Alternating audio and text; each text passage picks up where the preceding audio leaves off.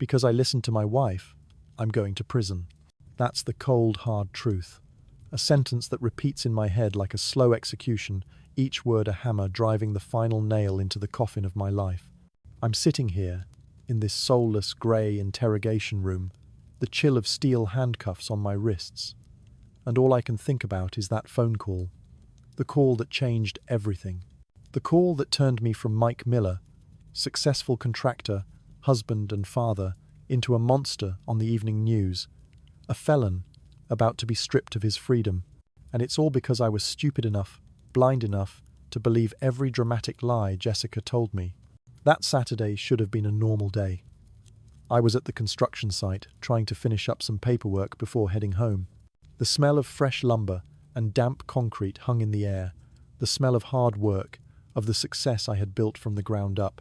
I had it all, a thriving business, a big house in the prestigious Maple Creek neighborhood, a beautiful wife, and a son I loved more than anything. I was the American dream, or so I thought. Then my phone buzzed. The screen lit up with Jessica's name. I almost ignored it, figuring she was just calling to complain about something petty. But a bad feeling made me answer. "What's up, babe?" I asked, my voice rougher than I intended. "Mike!" Her voice shattered into a sob. It was a perfect performance of panic and pain. "You have to get here. Maple Creek Park, me and Cody. We were just attacked." The word attacked hit my brain like a jolt of electricity. Every other thought vanished. The blood in my veins began to boil. "Attacked? Who? Who the hell attacked you?" "I don't know," Jessica cried, her manufactured gasps over the phone feeding my growing rage. "Some strange woman. Some crazy person. She tried to grab Cody's truck, and then she pushed our son down. When I stepped in, she cursed at me, said horrible things. She threatened to hurt us both." In my mind, a terrible picture formed. My wife and son, the people I was sworn to protect, being terrorized by some lunatic stranger. A man's pride, a father's protective instinct, and a hothead's temper all fused into an uncontrollable storm of emotion. What did she look like? Where is she? I roared, my hand already clenching into a fist. She just left. A brunette, looked trashy, drove an old Honda. She said she lives in the Willows apartments. "Oh, Mike," she said she knows where we live. She said she's coming back to teach me a lesson. Jessica kept pouring fuel on the fire, every word a stab at my ego. She even said I was a failed wife, and you must be a useless husband to let your family get bullied like this. That was it. That was the line. It wasn't just a physical attack anymore. It was a personal insult. Someone had dared to challenge my role as the man of the house. Someone had dared to make my wife cry. I stopped thinking. I just reacted. "I'm on my way," I said, my voice cold as ice. "Stay put." I slammed the files down on my desk, stormed out of the office without a word to anyone. I jumped into my F-150 pickup, the engine roaring to life like a wounded animal. As I peeled out of the site, tires screaming on the asphalt, my mind had only one goal: find this woman and make her pay. I didn't question Jessica's story for a second. Why would I? She was my wife, the mother of my child. In my black and white world at that moment, she was the victim, and I was her knight. I drove like a madman, running red lights, weaving through traffic. With every block, my anger grew, fed by the images Jessica had planted in my head. I saw my son's face, twisted in pain. I saw my wife, humiliated and helpless. That feeling of helplessness, even a version of it I only imagined, was what enraged me the most. I, Mike Miller, was never helpless. I was a problem solver. I was a builder. I was a protector. And someone had made my family feel helpless. That was unforgivable. I got to the park and saw Jessica on a bench, holding Cody. Her face was a perfect mask of fear, tears still glistening on her cheeks. A flawless performance. "Which way did she go?" I asked, wasting no time on comfort. "The Willows apartments," she whispered, pointing across the street to the brick complex. "Her apartment has a purple flower pot on the balcony, second floor." That was all I needed. I had no idea that the flower pot was just a random detail Jessica had spotted as she scanned for a target for her rage. She had picked a random woman, an unknowing victim, to be the sacrifice for her own frustration. "You and Cody stay here. I'll handle this," I said, and in my own voice, I heard a terrifying coldness I didn't even recognize.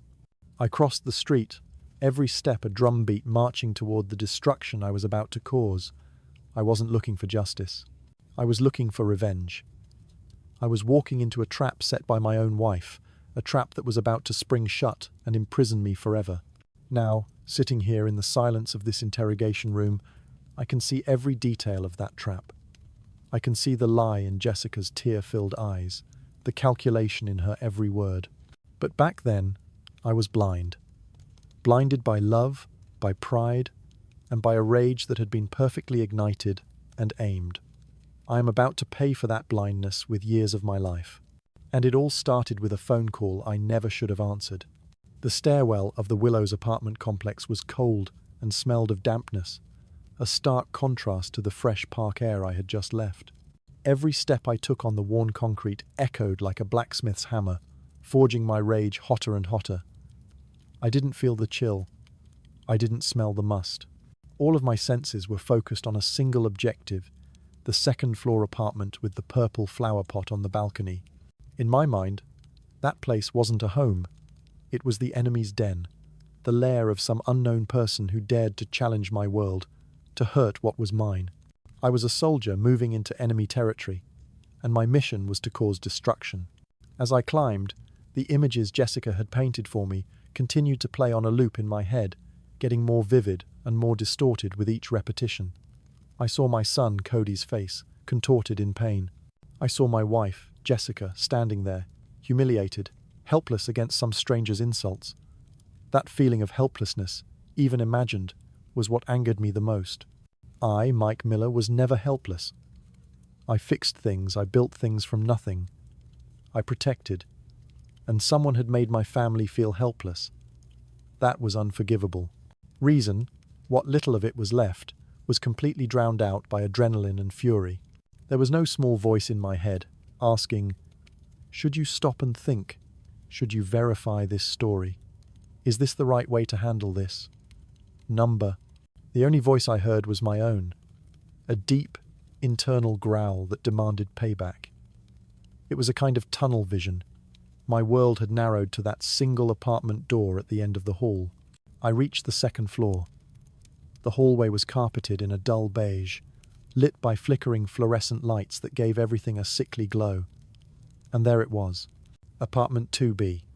A little welcome mat sat in front of the door, and next to the window, on the small balcony, was a pot of blooming purple geraniums. This was the place. Target acquired. I didn't hesitate. I didn't knock. Knocking is for visitors. I wasn't here as a visitor. I balled my right hand into a fist as hard as a rock and slammed it into the center of the wooden door. Boom! The sound exploded in the hallway, dry and violent. It made me feel strong, powerful. I hit it again. Boom! "Open the door!" I roared, my voice raw with rage. "Open up, you bitch! I know you're in there!" From inside, I heard a noise, the shuffle of feet, and then a woman's voice, nervous and scared. "Who is it? What's going on?" That voice, full of genuine confusion, should have been a red flag. It should have made me pause. But it didn't. To me, it was just an act. It was the voice of a predator, pretending to be prey. "You know damn well who it is," I yelled back, and I started ramming my shoulder into the door. The wood groaned. The frame began to splinter. I'm a contractor. I know the weak points of a door. I know where to apply pressure. After a few more shoves, the lock gave way. The door flew open, slamming against the inside wall, and there I stood, in the doorway, a huge shadow filling the frame, breathing like a bull. A woman was standing in front of me. She looked nothing like I had imagined. She wasn't some aggressive monster. She was small, with brown hair in a ponytail and eyes wide with terror. She was wearing a t-shirt and yoga pants, and she was barefoot. Hiding behind her legs was a little boy, no bigger than Cody, with curly blonde hair and wide, tear-filled blue eyes. The kid was clutching a teddy bear, trembling. For a split second, a tiny part of my brain registered the disconnect. This woman, she looked so normal, so scared. But then the rage took over again. Jessica said she was a good actress. This was all part of the show. You, I growled, stepping into the apartment and slamming the door shut behind me. You think you can mess with my wife and kid and get away with it? Your wife? Your kid? The woman stammered, backing away, her arms protectively shielding her son. I don't know what you're talking about. I don't know who you are. Please get out of my house. Her denial only made me more furious. Stop playing dumb, I screamed, and my hand flew out. A slap. The sharp, cracking sound echoed in the small room. The woman fell sideways, her head hitting the edge of a coffee table. The little boy shrieked, a high-pitched scream of pure horror. That sound, the child's scream, should have pulled me out of my frenzy. But it did the opposite. It mixed with the imagined screams of my own son in my head, and it only made my rage worse. This was the enemy. This was the threat, and threats had to be eliminated. I lunged toward her. I wasn't Mike Miller anymore. I was a machine of anger, programmed by my wife's lies. I was taking the final steps on my ascent to hell, and I was about to drag these innocent souls down with me. I had no idea that out in the hallway, a neighbor had heard the screaming and the door breaking. I had no idea their shaking fingers were dialing 911. I knew nothing. I knew only one thing. I had to make her hurt. And that is exactly what I did. The world went red. It wasn't a figure of speech. It was a physical reality. My vision tunneled, the edges blurring into a crimson haze, and the only thing in focus was the woman crumpled on the floor. Her name, her story, her humanity, none of it existed for me. She was just an object, the target of a rage, so immense it had become my entire world. The terrified screams of her child were no longer a deterrent but fuel, a soundtrack to the violence I was about to unleash, a violence I felt was completely justified. You're going to learn to respect people, I snarled, the words tasting like acid in my mouth. I grabbed her by the arm and hauled her to her feet. She was light, fragile, and the feeling of my strength overpowering hers sent another jolt of sick satisfaction through me. Her eyes were wide with a terror I will now see every night for the rest of my life. She tried to say something, a plea, a denial, but I didn't let her. I shoved her against the wall. The impact made a hollow thud, and a framed picture, a happy family photo of her and the little boy at the beach, crashed to the floor, the glass shattering. It was a perfect metaphor for what I was doing to her life. I was shattering it. Please, she sobbed, her voice a thin, reedy whisper. Please, stop. My son. You should have thought about your son before you decided to run your mouth, I yelled, my face inches from hers. I could feel her trembling, her whole body shaking with fear. And in that moment, I felt like a god. A vengeful, terrible god. The little boy, whose name I would later learn was Leo, was screaming, "Mommy, Mommy," over and over. He ran forward and started hitting my leg with his tiny fists. It was a desperate, brave act from a 3-year-old trying to save his mother. It should have broken my heart. Instead, it broke my control. "Get off me!" I roared, and without thinking, I kicked my leg back.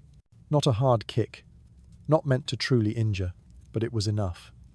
The boy tumbled backward, his head hitting the carpeted floor with a soft thud. He went silent for a second, his eyes wide with shock, before letting out a wail of pain and fear that was even more piercing than before. Seeing that, seeing what I had just done to a child, should have been the end.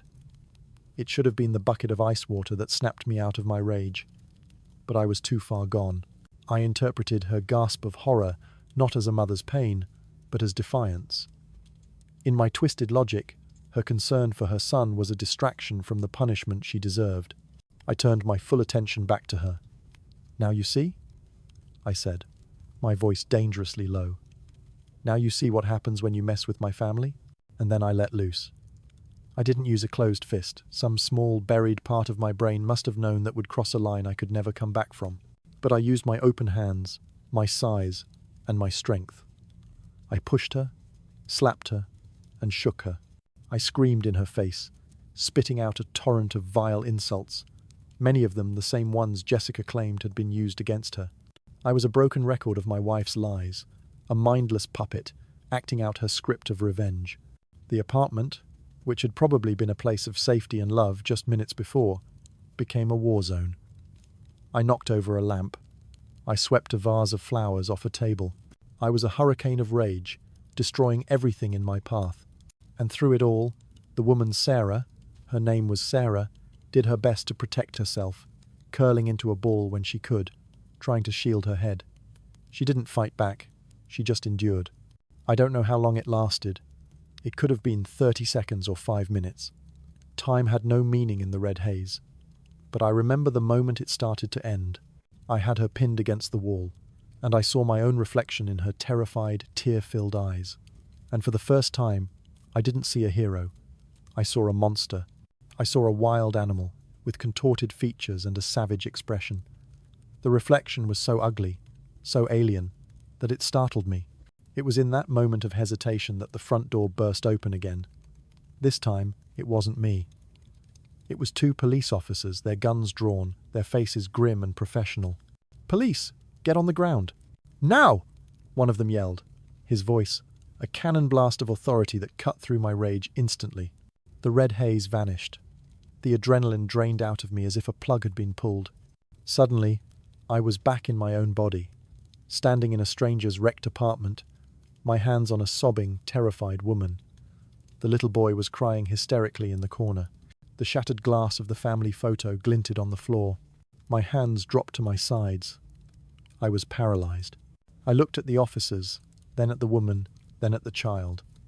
The full weight of what I had done crashed down on me. The lies, the rage, the violence, it all coalesced into a single, sickening realization. I had made a terrible, unforgivable mistake. "On the ground, hands behind your back," the officer repeated, more forcefully this time. I complied without a word. As I lay face down on the carpet, the rough fibers scratching my cheek, I could smell the faint scent of Sarah's perfume mixed with the dust. The officer's knee pressed hard into my back as he cuffed my hands behind me. The cold metal snapped shut, and in that click, I heard the sound of my life ending.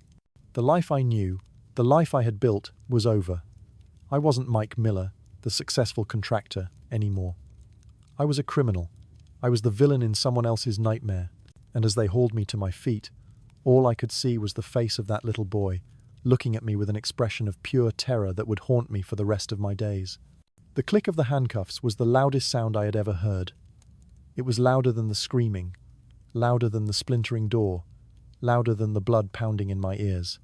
It was a sound of absolute finality, the sound of a door slamming shut on my entire existence. As the cold, serrated steel bit into my wrists, the last remnants of my rage evaporated, replaced by a chilling, hollow numbness. I was no longer a vengeful husband. I was property of the state. You have the right to remain silent. Anything you say can and will be used against you in a court of law. The officer recited the Miranda rights in a monotone, practiced voice as he hauled me to my feet. The words, so familiar from countless movies and television shows, now had a terrifying personal reality. They weren't just lines in a script. They were the walls of a cage being built around me, word by word. My eyes darted around the room, which now looked like the aftermath of a small tornado. The woman, Sarah, was being helped to her feet by the other officer. She was sobbing uncontrollably, one hand gingerly touching her cheek, which was already starting to swell and turn red. Her son, Leo, had run to her, clinging to her leg, as if his life depended on it, his small body racked with hiccuping cries. He kept looking at me, not with anger, but with a pure, primal fear that made my stomach turn. I had done that. I had put that look in a child's eyes. "What's your name, sir?" the first officer asked, his hand firmly on my shoulder, guiding me toward the door. "Mike. Miller. I stammered." The name felt foreign, like it belonged to someone else, someone from a different lifetime. As they led me out into the hallway, the world came rushing back in full, horrifying color. Doors were open all along the corridor. Faces poked out, a mixture of fear, curiosity, and condemnation. They weren't just neighbors, they were witnesses. They were the jury pool for the trial that was already beginning in my head. Their stares felt like physical blows. each one a judgment on the man I had just revealed myself to be. I tried to look away, to stare at the floor, but I could feel their eyes on me, burning into my skin. Downstairs, the scene was even worse. 2 more police cars had arrived, their red and blue lights flashing silently, painting the brick walls of the apartment complex in ghastly strobing colours. A small crowd had gathered on the lawn, the same parents from the park, their faces now etched with shock and horror. And standing near the curb, beside my F-150, was Jessica. When she saw me being led out in handcuffs, her face contorted into a mask of what looked like disbelief and horror. "Mike! Oh my God! What happened? What did you do?" she cried out, rushing toward me. It was another performance, I can see that now. A brilliant one. She was playing the role of the shocked, innocent wife, horrified by her husband's unexpected violence. She was distancing herself from me, severing the cord of responsibility right there in front of everyone. But in that moment, in my state of shock, a part of me actually believed her. A part of me thought, she didn't want this. This wasn't what she meant. "Stay back, ma'am," one of the officers said, holding up a hand to stop her. "That's my husband," she insisted, her voice filled with manufactured anguish. "What's going on? That woman. Did she attack him? He was just trying to protect us." The officer gave her a hard, skeptical look. "Ma'am, your husband just broke down a door and assaulted a woman and her child. You need to step back." The words "assaulted a woman" and her child hit me harder than any physical blow I had received. The officer's blunt, factual statement stripped away any last shred of justification I might have been clinging to. I hadn't been a protector. I had been an assailant. They pushed me toward the back of a squad car.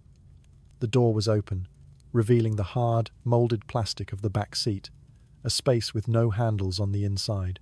Before they forced my head down to put me in, I had one last look at the scene.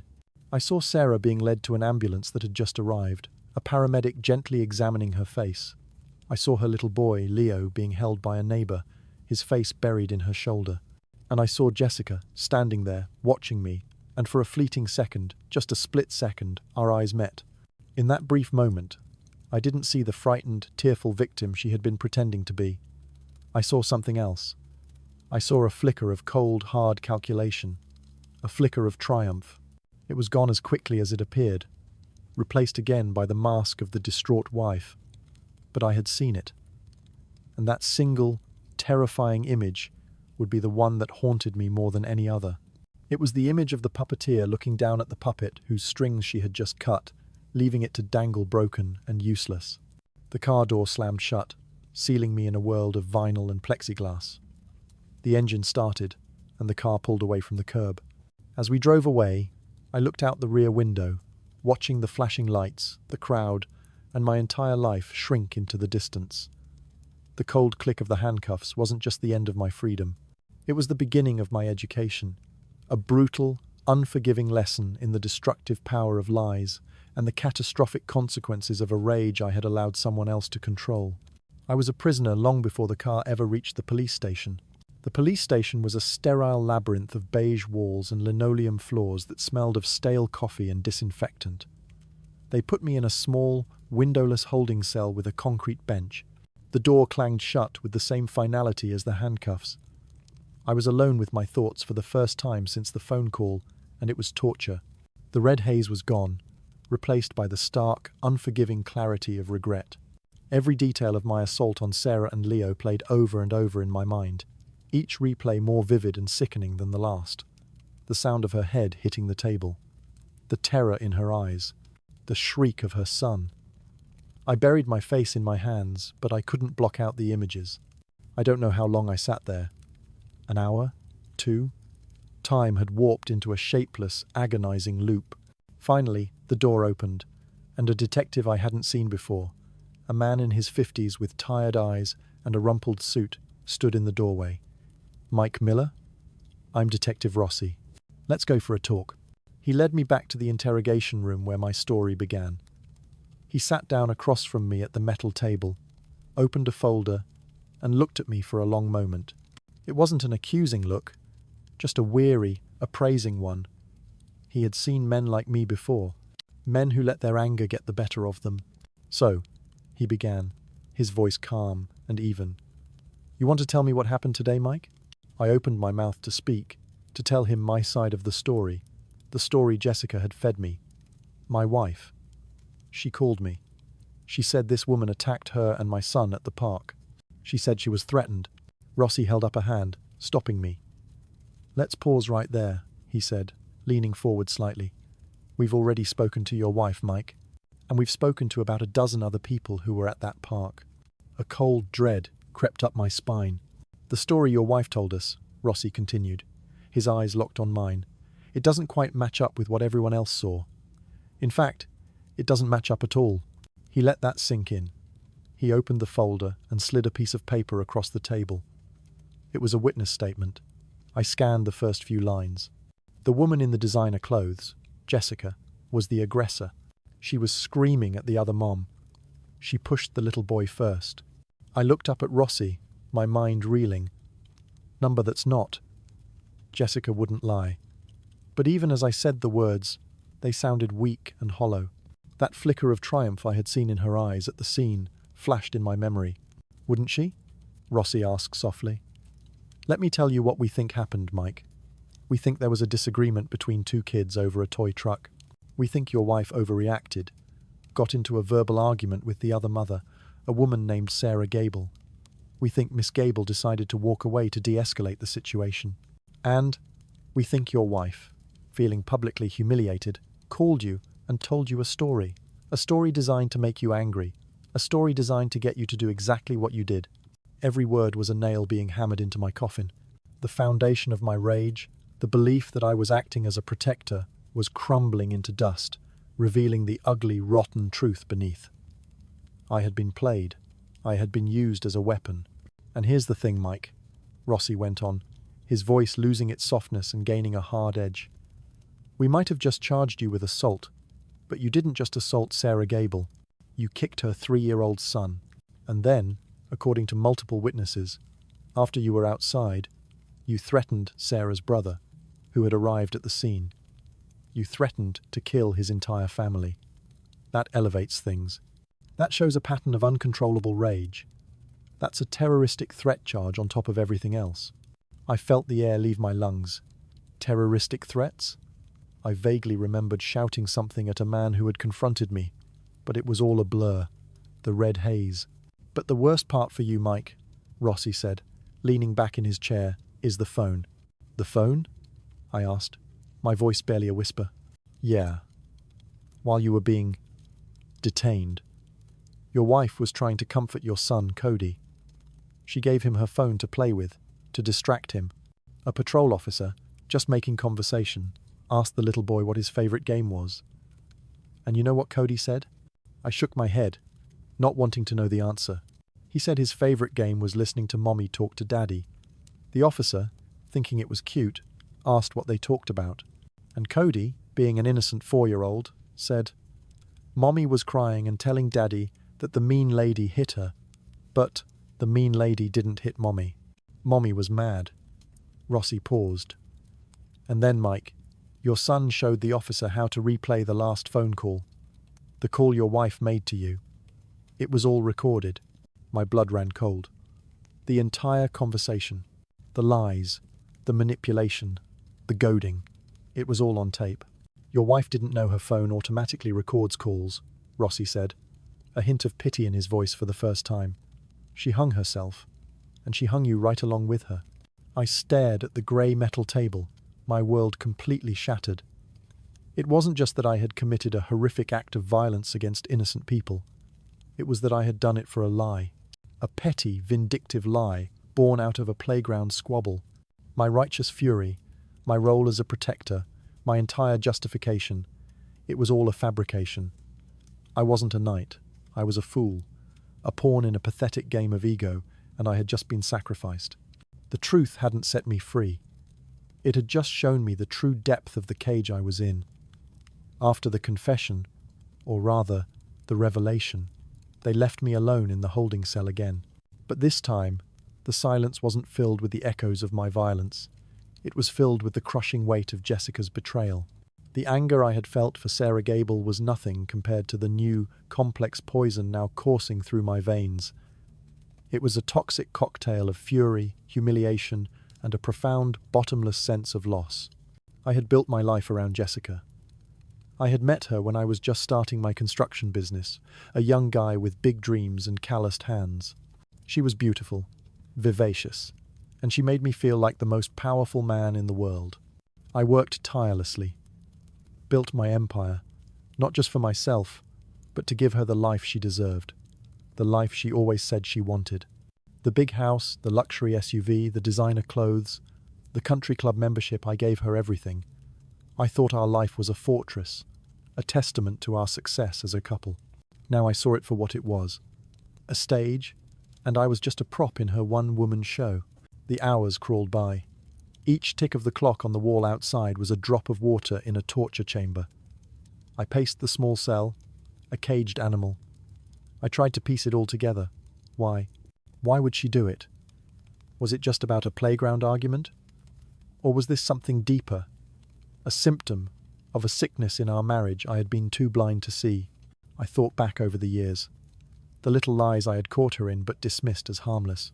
The way she could twist situations to always make herself the victim. The way she subtly pitted me against business partners, or even my own family, whispering insecurities in my ear until I saw threats where there were none. I had always seen it as her being protective of us. Now I saw it was about control. She needed to be the center of the universe, and she would manipulate, lie, and destroy anyone or anything that challenged that position. Today, Sarah Gable had unknowingly challenged her, and I had been the weapon she used to eliminate the threat. Sometime around midnight, a guard came to the cell. "You got a visitor. Your lawyer." I was led to a small private room where a man in an expensive suit was waiting. He was Arthur Vance, the best defense attorney in the county, the guy you call when you're in deep trouble. Jessica must have called him. The irony was sickening. The arsonist was paying for the firefighter. "Mike," Arthur said, his face grim. "This is bad. Really bad." "I know," I said, slumping into the chair. "They have the phone call." Arthur nodded slowly. "I've heard. That recording makes this an uphill battle, a very steep hill." He opened his briefcase. "Look, the DA is coming down hard. They're charging you with felony burglary for breaking down the door, aggravated assault, assault on a minor, and making terroristic threats. Given the evidence, the video of the assault taken by the neighbor, the multiple witnesses, the recording of your wife's call, they have a slam-dunk case. So what do we do?" I asked, a sliver of hope flickering. "Our best option," Arthur said, choosing his words carefully, "is to mitigate the damage. We plead guilty, show extreme remorse, and try to get a plea bargain. We frame this as a momentary lapse in judgment, a crime of passion, fueled by your wife's manipulation. We throw Jessica under the bus. We make her the villain of the story." The phrase made me flinch. Throw Jessica under the bus? The woman I had loved, the mother of my child? Even after everything, the thought felt like a betrayal in itself. And what happens to her? They'll likely charge her with filing a false police report and possibly incitement. She'll get probation, maybe some community service. But you, Mike, you're the one who threw the punches. You're the one facing serious time. We're talking years, not months. The reality of the word years settled in my gut like a block of ice. Years without seeing my son grow up. Years of my business falling apart. Years of being just a number in a system. All because of a lie. "I need you to be honest with me, Mike," Arthur said, his eyes searching mine. "Is there anything else? Any history of this? Have you ever lost your temper like this before?" I shook my head, but then I hesitated. I thought about the arguments with Jessica, the times my voice had gotten too loud, the times I had punched a wall in frustration. I had never laid a hand on her, or anyone else but the rage. The rage had always been there, simmering just below the surface. Jessica knew it. She knew exactly which buttons to push to unleash it. She hadn't just created the monster that day. She had been feeding it for years. "No," I lied, both to him and to myself. "Never like this." The rest of the night was a blur of paperwork, questions, and the dehumanizing process of being booked into the county jail. They took my photo, my fingerprints, my belt, and my shoelaces. They gave me an orange jumpsuit that smelled of bleach. They put me in a different cell, a real one this time, with a metal toilet and a thin mattress on a concrete slab. As I lay there, staring at the ceiling in the dim light, the sounds of the jail, a distant cough, the clanging of a steel door, the low murmur of other men in despair, became my new reality. I thought about Sarah and Leo. I imagined them in their own home, trying to feel safe again in a space I had violated. The guilt was a physical thing, a crushing weight on my chest that made it hard to breathe. But underneath the guilt, the anger at Jessica continued to burn. It was a cold, quiet anger now, not the hot, explosive rage from before. It was the anger of a man who has lost everything and finally understands why. I had been her attack dog, her enforcer, her fool. And as the first light of dawn began to filter through the small barred window, I made a promise to myself. I would take responsibility for what I had done. I would face my punishment, but I would not go down alone. If my life was in ruins, I would make damn sure the architect of that ruin was standing right there in the rubble with me. The long night was over, but the war was just beginning. Bail was set at $250,000. It was a staggering number, designed to reflect the severity of the charges.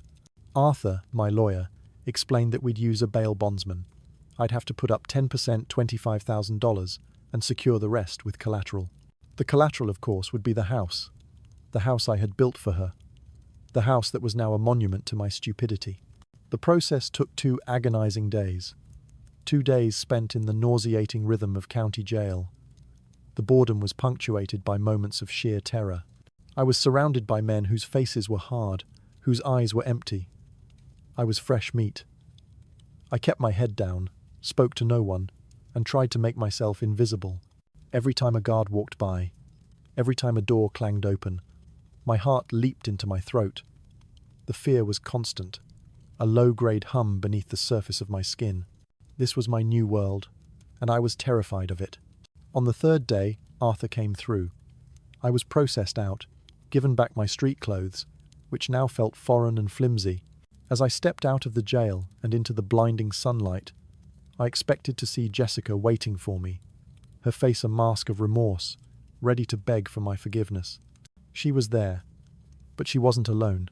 She was standing next to her sleek black Escalade, the one I had bought her for her last birthday. Her perfectly styled blonde hair was impeccable, her makeup flawless. She wore oversized sunglasses that hid her eyes. Beside her stood her father, Richard Davenport, a man who oozed wealth and quiet arrogance. He was a corporate lawyer with a corner office downtown, a man who had always looked down on me as a blue-collar contractor who had somehow managed to snag his daughter. He was looking at me now with that same expression, a mixture of disgust and satisfaction. "Mike," Jessica said, her voice cool and distant. There were no tears, no apologies. "What is this, Jessica?" I asked, my voice hoarse. "Where's Cody?" "Cody's with my mother," she said. "He was traumatized by what he saw. He needs to be in a stable environment." "A stable environment?" I scoffed, a bitter laugh escaping my lips. "You mean away from the monster you created?" Richard Davenport stepped forward, placing a proprietary hand on Jessica's shoulder. "That's enough, Miller," he said, his voice like polished granite. "My daughter has been through a terrible ordeal. She was the victim of a public altercation, and then she had to witness her husband, the man sworn to protect her, behave like a rabid animal." I stared at him, dumbfounded. The narrative. They were already spinning the narrative. She wasn't the instigator. She was a victim twice over. I was the lone villain. "You have to be kidding me," I said, looking at Jessica. "Are you going to stand there and let him say that? After what you did? After that phone call?" Jessica finally took off her sunglasses. Her eyes were not filled with remorse. They were cold, hard, and defensive. "I was scared, Mike. I was hysterical. I might have exaggerated things. I wasn't thinking straight. But I never, ever told you to go break down someone's door and beat them senseless. That was you. That was your anger. Your choice. The betrayal was so blatant, so complete, it almost took my breath away. She wasn't just throwing me under the bus, she was driving the bus, then backing over me to make sure the job was done. She was using my own well-known temper as her shield. He's always been like this. I'm a victim too. It was a perfect, diabolical defense. Arthur is waiting for you at his office, Richard said, his tone dismissive. He'll explain the terms of your release. You are not to come near my daughter or my grandson. A restraining order is being filed as we speak. You will not return to the house. Jessica will have some of your personal effects packed and sent to you. The house? That's my house, I protested, my voice rising. The house is being used as collateral for your bail, which, I might add, my family's money is helping to secure, Richard said smoothly. We can't risk you doing something. Unpredictable. You'll stay at a hotel until this is sorted out. Arthur has the details. I looked at Jessica one last time, searching for any sign of the woman I thought I knew, any flicker of guilt or love. There was nothing, just a cold, polished stranger. She had made her choice. She had chosen her father's power and money over me. She had chosen to save herself by sacrificing me completely. She got into the passenger seat of the Escalade. Her father gave me one last look of contempt before getting into the driver's side. As the luxury SUV pulled away from the curb, leaving me standing alone on the sidewalk in front of the jail, I understood. The war I had declared in my cell the night before? It wasn't a war I was going to be fighting with Jessica. I was fighting it against the entire Davenport family and their army of lawyers and public relations experts. I wasn't just a fool who had been played by his wife. I was a blue-collar guy who had flown too close to the sun, and the powerful, wealthy family I had married into was now making sure I was burned to ashes. Checking into a sterile, anonymous hotel room felt like the final act of my banishment. The house I had built, the bed I had shared with my wife, the room where my son slept, all of it was now off-limits, a foreign country I was barred from entering. I dropped the bag of clothes Jessica had sent over a small duffel bag containing a few pairs of jeans, some t-shirts, and my toiletries onto the floor. It was a pathetic summary of a life, a clear message that I had been edited out of the family picture. The first few days were a blur of disorientation. I met with Arthur, who confirmed everything Richard Davenport had said. The restraining order was in place. I was a legal pariah to my own family. My company, Miller Construction, was in freefall. News of my arrest had spread like wildfire. The video of me breaking down Sarah Gable's door, which a neighbor had filmed and given to the police, had been leaked to a local news station. My face was everywhere, attached to headlines that screamed Maple Creek Monster and Contractors Rampage. The phones at my office were ringing off the hook, but not with new jobs. Clients were cancelling contracts, citing moral turpitude clauses. My crew, men I'd worked with for years, were calling me, worried about their paychecks, about the future of the company. I tried to manage things from the hotel room, but it was impossible. My reputation, the most valuable asset a contractor has, had been nuked from orbit. I was radioactive. One afternoon, driven by a desperate need for some semblance of normalcy, I decided to drive through Maple Creek. It was a masochistic impulse, a desire to see exactly what I had lost. I put on a baseball cap and sunglasses, hoping to go unnoticed. The moment I turned onto my own street, I knew it was a mistake. The world I had helped build, the neighborhood I had been so proud to live in, now looked at me with hostile eyes. I saw neighbors watering their lawns, who would quickly turn their backs as my truck drove by. I saw a group of women chatting on the sidewalk who stopped and stared, their whispers like daggers. I was no longer Mike Miller, their neighbor. I was a headline, a local boogeyman, a story they would tell their children to make them behave. I drove past the park. It was empty. The cheerful sounds of children playing had been replaced by an eerie silence. It was as if my violence had poisoned the very ground, leaving it barren. I saw the bench where Jessica had sat, where she had made that fateful call. The anger I felt was so intense, it made my hands shake on the steering wheel. Then, I drove past my own house. The big, beautiful craftsman-style home with the perfectly manicured lawn. Jessica's Escalade was parked in the driveway. As I slowed down, the front door opened, and she stepped out with Cody. She was helping him put on a small bicycle helmet. She was laughing, a bright, carefree sound that felt like a punch to the gut. She was moving on. She was erasing me. Cody saw my truck. For a second, his face lit up. "Daddy!" he yelled, and started to run toward the street. My heart leaped. It was the first time I had seen him in days. But Jessica acted instantly. She grabbed his arm, pulling him back. "No, Cody, we don't talk to Daddy right now. He's in a timeout." She shot a venomous glare in my direction, a clear warning. The pain of that moment was sharper than any fear I had felt in jail. My own son was being taught to fear me, to see me as a bad person. Jessica was not just severing me from her life, she was cutting me out of my son's heart, using my own actions as the scissors. I hit the gas and drove away, my vision blurred by tears of rage and sorrow. I was an outcast in my own town, a ghost haunting the streets of my former life. The isolation was absolute. My friends, many of whom were also friends with Jessica or did business with me, were keeping their distance. My own family, who lived 2 states away, had called their voices a mixture of shame and confusion. I had brought disgrace upon the Miller name. Back in the lonely hotel room, the 4 walls felt like they were closing in. I turned on the television, hoping for a distraction, but my face stared back at me from the local news. They were running a new segment. This time, it featured an interview. It was Sarah Gable. Her face was still bruised, but she spoke with a quiet, dignified strength. She didn't sound vengeful. She sounded heartbroken. "He didn't just hurt me," she said, her voice steady. "He terrified my son. He took away our sense of safety in our own home. I just want justice, and I want to make sure this never happens to anyone else." Then they cut to another interview. It was Jessica. She was sitting in our living room, framed to look like a grieving Madonna.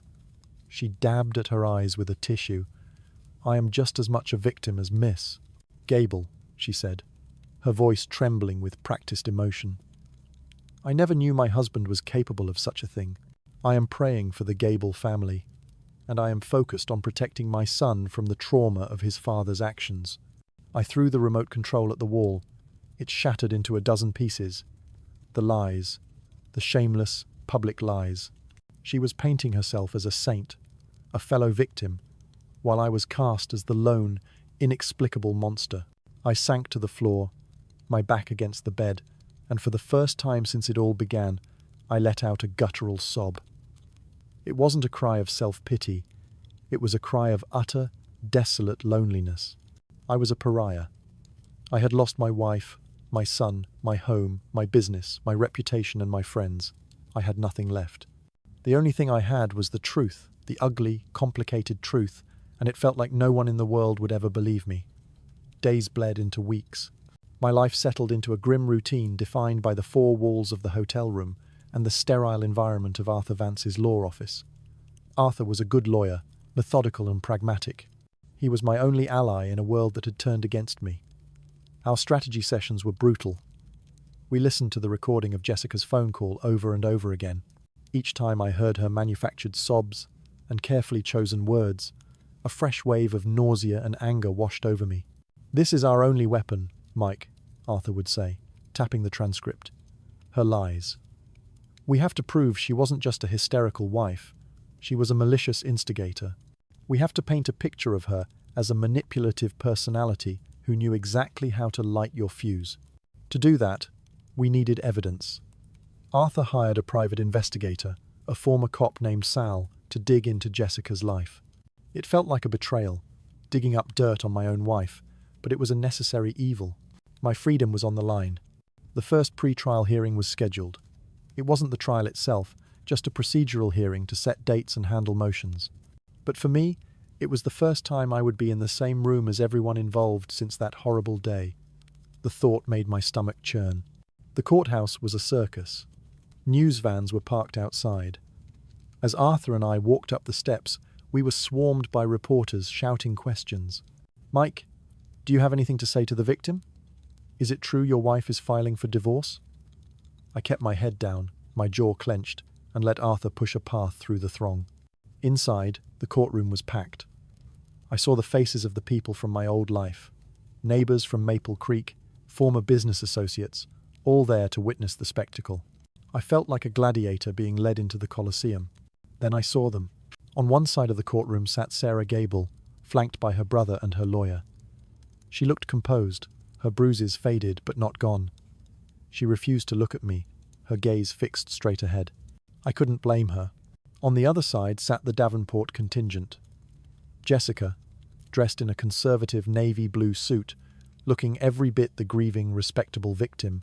Her father, Richard, sat beside her, his arm protectively around her shoulder.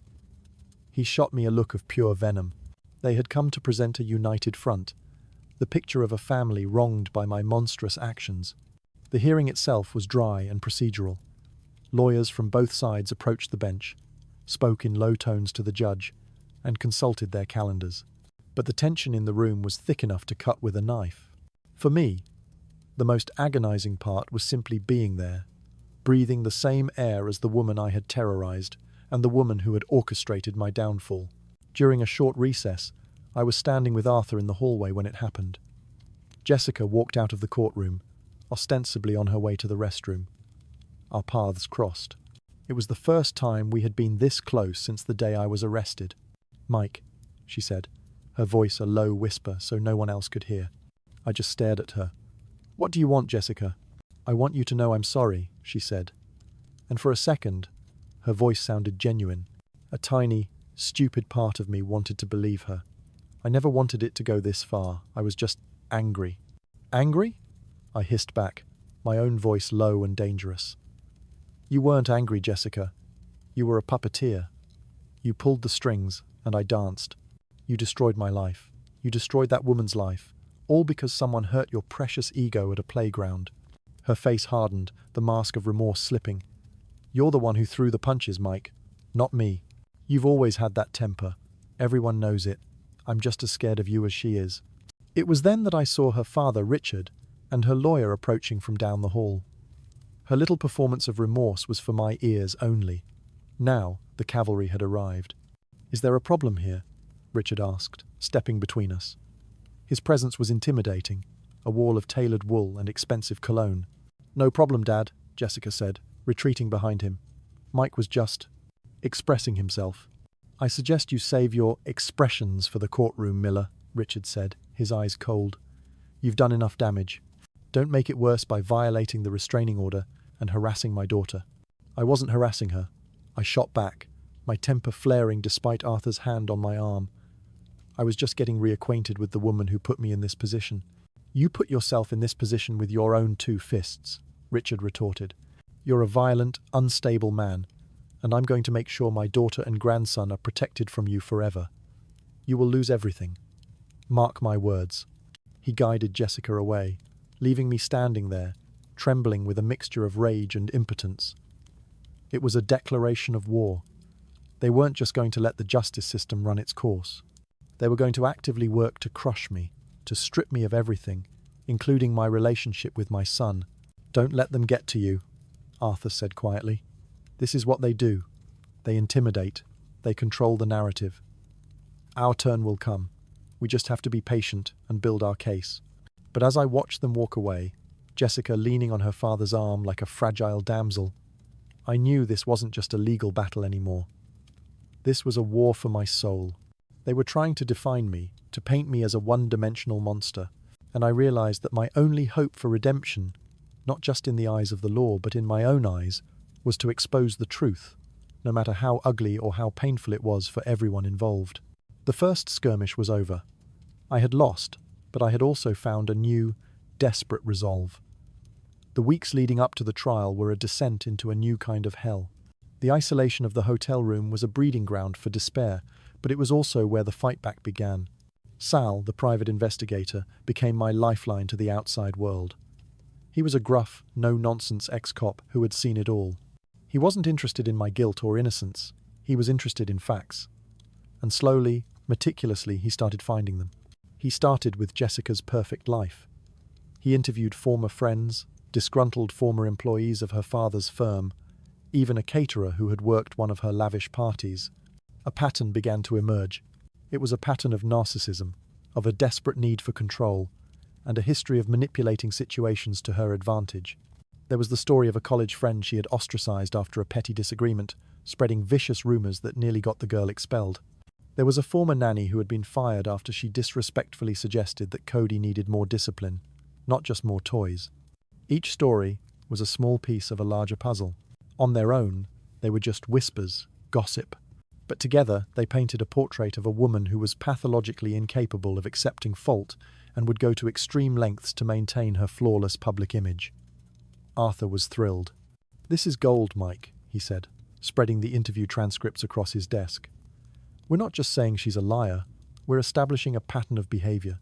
We're giving the jury a reason to believe she was capable of the manipulation she used on you." But the most significant breakthrough came from an unexpected source. Sal managed to track down Jessica's ex-boyfriend from before she met me. His name was Ben, a high school teacher who now lived a quiet life in a neighboring state. At first, he was reluctant to talk.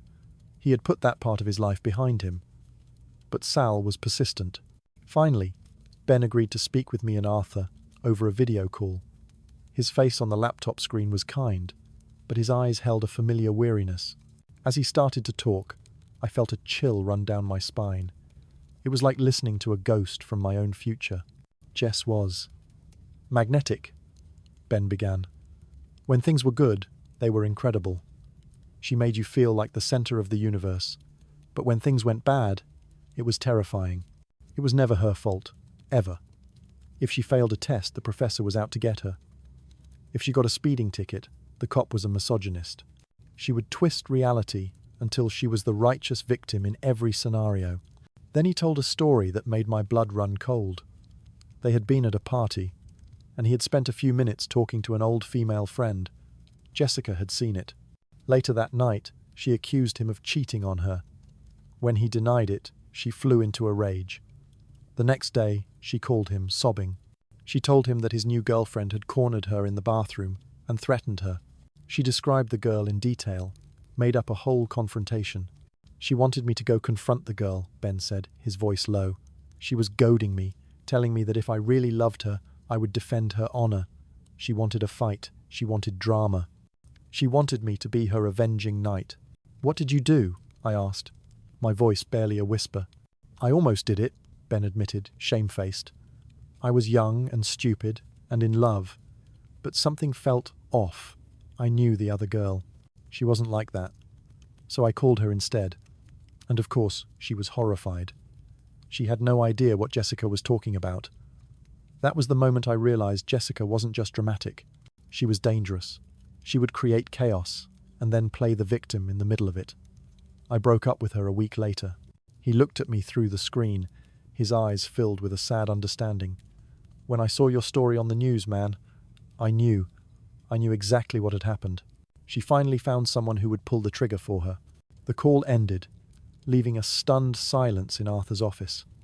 It was the missing piece. This wasn't a one-time event. This was her move. This was her signature play. She had tried it before, and with me, she had finally succeeded.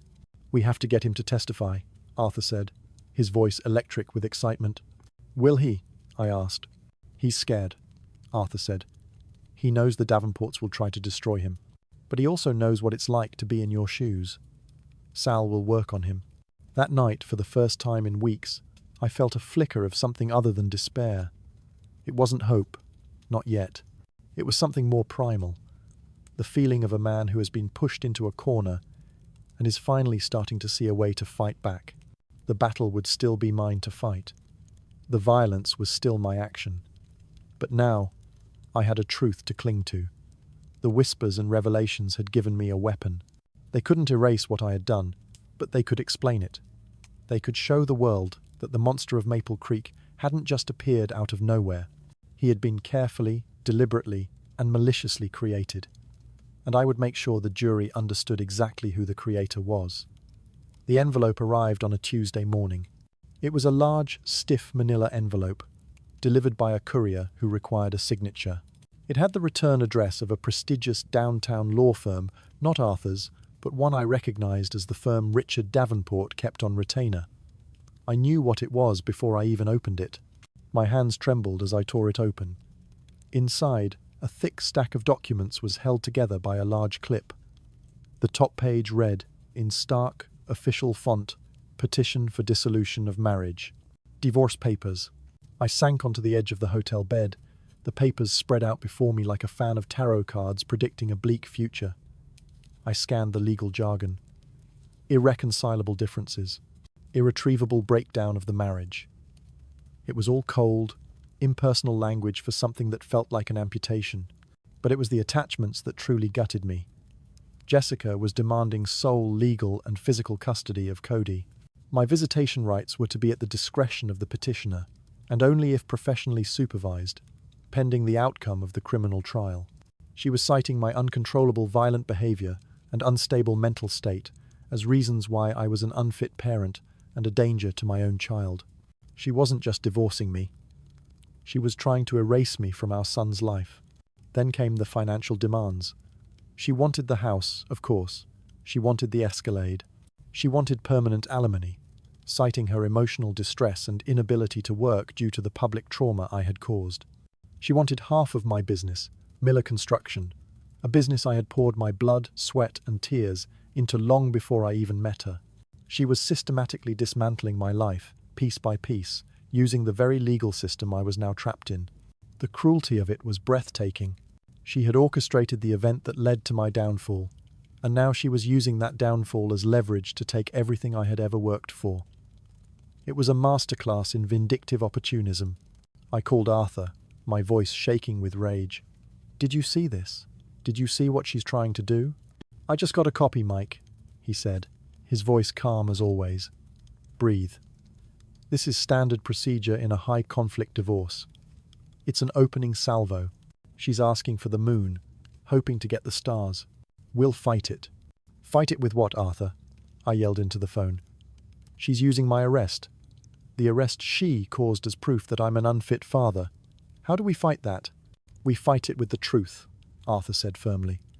"The divorce proceedings and the criminal trial are now intertwined. They are two fronts in the same war. Her petition is based on the narrative that you are a monster. Our criminal defense is based on the narrative that she is a manipulator. If we win in criminal court, or at least create enough reasonable doubt about her role, her divorce case weakens significantly. Everything hinges on the outcome of your trial." His words made sense, but they offered little comfort. The legal battle was a slow, grinding process. In the meantime, the reality was stark. I couldn't see my son. Every night, I would lie awake in the silent hotel room, imagining Cody in his bed, in the house I could no longer enter. I wondered what Jessica was telling him about me. Was I the monster in his bedtime stories? Did he ask where his daddy was? The pain of that separation was a constant physical ache in my chest. That weekend, in a moment of sheer desperation, I broke the rules. I didn't go near the house, but I went to the park, not Maple Creek, but another one on the other side of town. I knew from our old routine that Jessica sometimes took Cody there on Sunday mornings for a change of scenery. I just wanted to see him. I parked my truck across the street, hidden behind a line of trees, and I waited. After an hour, I saw them. Jessica's Escalade pulled into the parking lot. She got out, looking effortlessly chic in designer athletic wear. She opened the back door and lifted Cody out. He was wearing a little red baseball cap.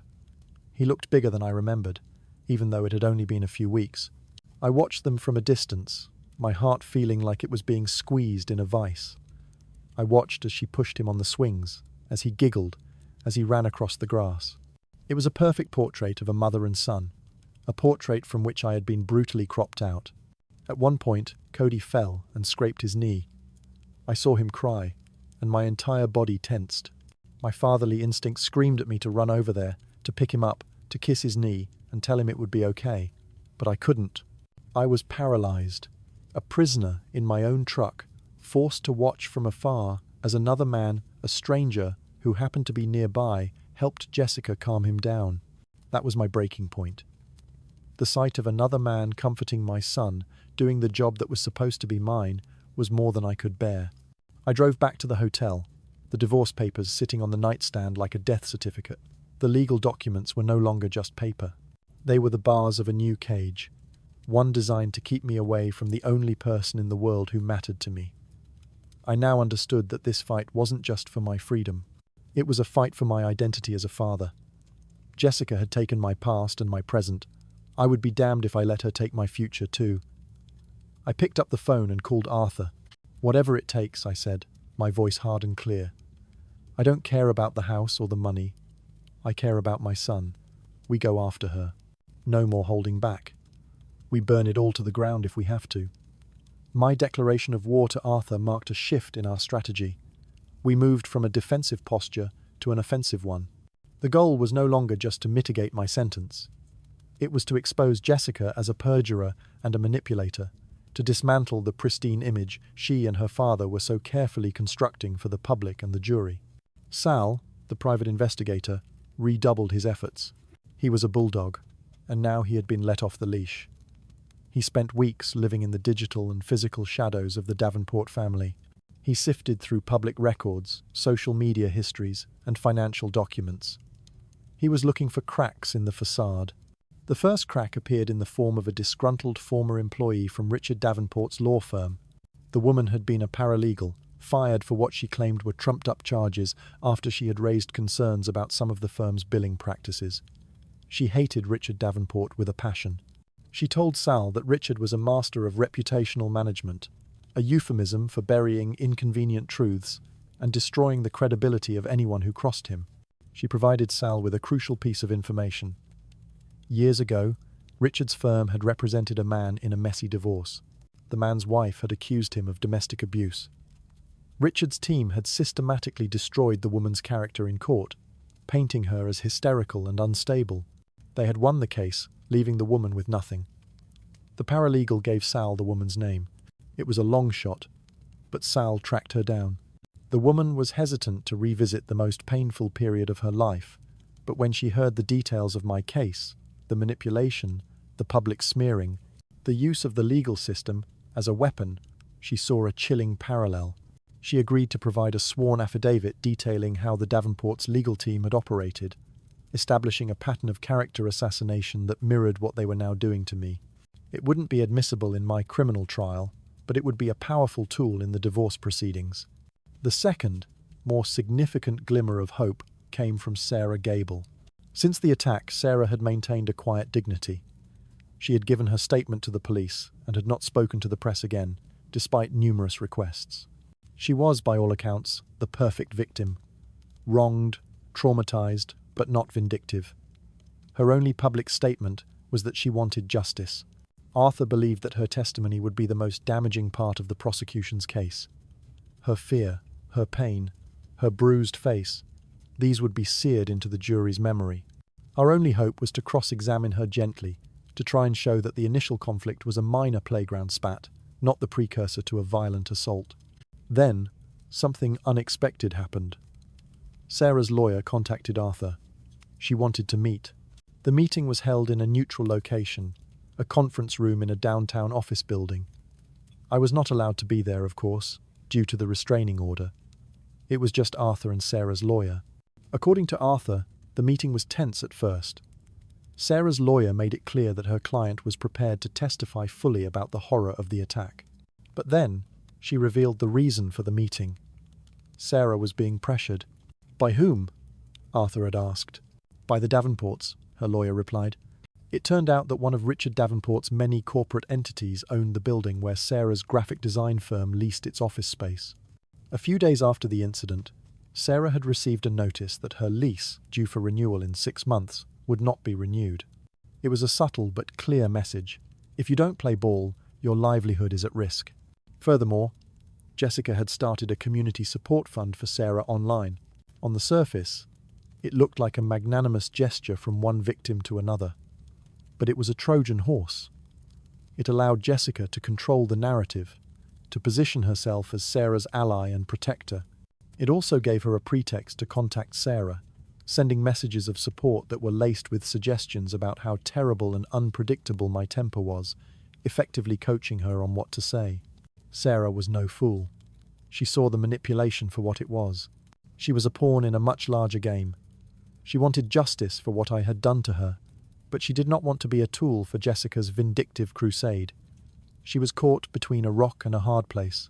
Testifying truthfully about the initial playground incident, that it was Jessica who was the aggressor, could put her in the crosshairs of the powerful Davenport family. So what does she want? Arthur asked. She wants the pressure to stop, her lawyer said, and she wants to tell the whole truth. Not just about what your client did, but about what led up to it. She's willing to testify that Jessica initiated the verbal conflict and was wildly aggressive. She will testify that she, Sarah, was the one who walked away to de-escalate. This was a bombshell. Sarah's testimony would now be a double-edged sword for the prosecution. Yes, she would describe my horrific assault, which would be devastating for me. But she would also corroborate the core of our defense, that Jessica had lied, that she had been the initial aggressor, and that she had a motive for wanting revenge. Sarah's credibility as a victim was unimpeachable. If she pointed a finger at Jessica, the jury would listen. When Arthur told me the news, I felt a complex wave of emotions. I was immensely grateful for Sarah's integrity, and at the same time, overwhelmed with a fresh wave of guilt. This woman, whom I had brutalized, was now facing pressure and threats from my wife's family, all because of me. My reckless actions had dragged her into a war she never asked for. But strategically, it was a game changer. For the first time, we had a witness who could directly challenge Jessica's story in criminal court. We had a credible voice who could describe the serpent in the playground before the storm. It was a flicker of light in a seemingly endless tunnel of darkness. The path ahead was still treacherous, but for the first time, it didn't feel like I was walking it completely alone. The day before the trial began was the longest day of my life. The world seemed to move in slow motion. Each second stretched to its breaking point. There were no more meetings with Arthur, no more strategy sessions with Sal. Everything that could be done had been done. All that was left was the waiting. I spent the morning in my hotel room, trying to read, trying to watch television. But the words and images just swam before my eyes. My mind was a battlefield of its own, replaying every possible scenario for the coming days. The prosecutor's opening statement painting me as a violent monster, the neighbor's shaky cell phone video being played on a large screen for the jury to see, Sarah Gable taking the stand, her voice trembling as she recounted the assault. Each image was a fresh stab of anxiety. Arthur had prepped me extensively for my own testimony. He had drilled me for hours, playing the role of a ruthless prosecutor, attacking my character, my temper, my motivations. Your only chance, Mike, is to be completely, brutally honest, he had told me. You cannot make excuses. You have to own your actions. You have to express genuine remorse for the violence. But you also have to calmly and clearly explain the manipulation that led you there. The jury needs to see two things: a man who is truly sorry for what he did, and a man who was also a victim of a calculated, malicious lie. It was a tightrope walk over a canyon of fire. One wrong step, one flash of the old anger, one hint of self-pity, and I would fall. In the afternoon, I put on the suit Arthur had told me to buy, a simple, dark grey suit designed to make me look sober, serious, and remorseful. I looked at myself in the mirror. The man staring back was a stranger. His face was thinner, etched with lines of stress and sleepless nights. His eyes, once confident and assertive, were now haunted. The swagger of Mike Miller, successful contractor, was gone, replaced by the heavy stoop of a man carrying the weight of his own destruction. I needed to do one last thing. I drove to a public payphone. I was too paranoid to use my cell phone, convinced the Davenports were monitoring everything. I dialed a number I knew by heart, my parents' number in Ohio. My mother answered on the second ring. "Hello?" "Mom," I said, my voice cracking. "It's me." There was a pause, then a sob. "Oh, Michael, we were so worried. Are you okay?" "No, Mom."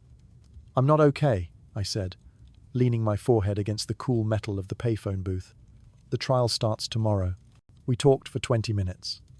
I didn't give her the details of the case, just that it was complicated.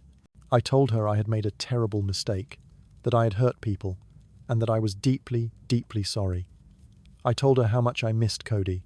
My father got on the line, his voice gruff, but full of a pain that I could feel even through the phone line. "You fight, son," he said. "You tell the truth. Whatever happens, you're still our son."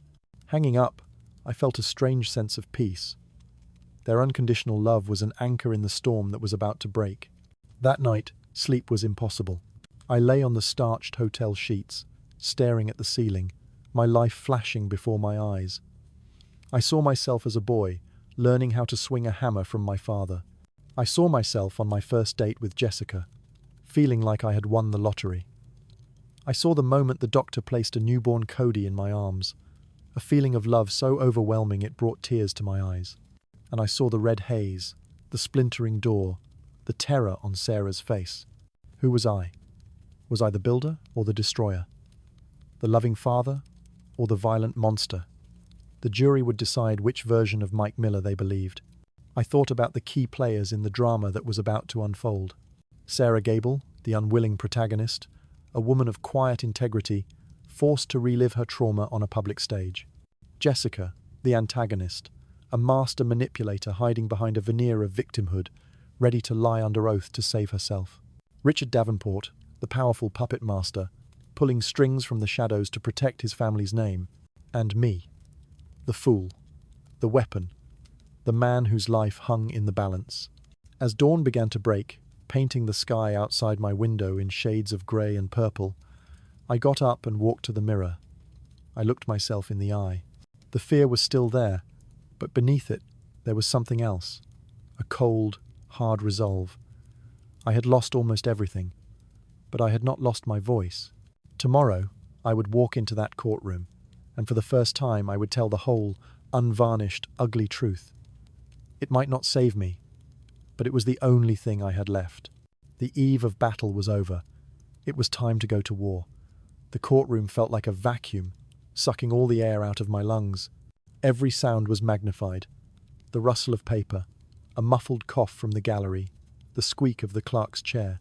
I sat beside Arthur at the defense table, my hands clasped so tightly on my lap that my knuckles were white. I forced myself not to look at the jury, a panel of 12 ordinary citizens who now held my future in their hands. I didn't look at Jessica or her father. I didn't look at Sarah. I stared straight ahead at the judge's bench, a massive wall of dark wood that felt like a symbol of the insurmountable obstacle before me. The trial began with the prosecution's opening statement. The assistant district attorney, a sharp, ambitious woman named Miss Chen, walked to the center of the courtroom. She was a gifted orator, and she used her talent to paint a brutal, terrifying picture. "Ladies and gentlemen of the jury," she began, her voice ringing with conviction. On the afternoon of the 14th of September, Sarah Gable took her 3-year-old son Leo to the park, expecting an afternoon of sunshine and laughter. What she got instead was a nightmare brought to her doorstep by that man. She turned and pointed directly at me. A collective gasp went through the gallery. I flinched as if I had been physically struck. That man, Michael Miller, driven by a rage born from a petty playground squabble, acted not as a man, but as a beast. He hunted down Miss Gable. He broke down the door to her home, the one place she and her son were supposed to be safe. He brutally assaulted her, in front of her screaming child. He kicked that child, and when confronted, he showed no remorse, only more rage, threatening to kill anyone who got in his way. Miss Chen walked up and down in front of the jury box, her eyes connecting with each juror. The defense will try to complicate this. They will try to blame others. They will try to tell you a convoluted story about manipulation and lies. But do not be distracted. The facts are simple, and they are horrifying. Look at the evidence. Look at the video of the assault. Listen to the 911 call from a terrified neighbor. And listen to Sarah Gable herself as she relives the terror that man inflicted upon her. At the end of this trial, you will find that there is only one person responsible for the violence on that day, and that person is sitting right there, Michael Miller. She returned to her table, leaving a heavy silence in her wake. Her words had been devastatingly effective. She had framed the narrative simply, "I was a monster." Any other explanation was just a distraction. I could feel the jury's eyes on me, cold and judgmental. Then it was Arthur's turn. He stood up, buttoned his jacket, and walked calmly toward the jury. He was the opposite of Miss Chen. His voice was not fiery. It was measured, reasonable, almost conversational. "Good morning," he began. "Miss Chen is right about one thing. What happened to Sarah Gable and her son was a nightmare. It was horrific, it was inexcusable, and it was wrong. My client, Mike Miller, has never denied that. He will take the stand in this trial, and he will look you in the eyes and tell you how deeply he regrets his actions. He will not make excuses for the violence he committed." He paused, letting that sink in. "But this trial is not just about what happened. It is also about why it happened. And the why is a story of profound and calculated deception. Miss, Chen wants you to believe that this rage appeared out of thin air, that Mike Miller is simply a monster. We will show you that he is not.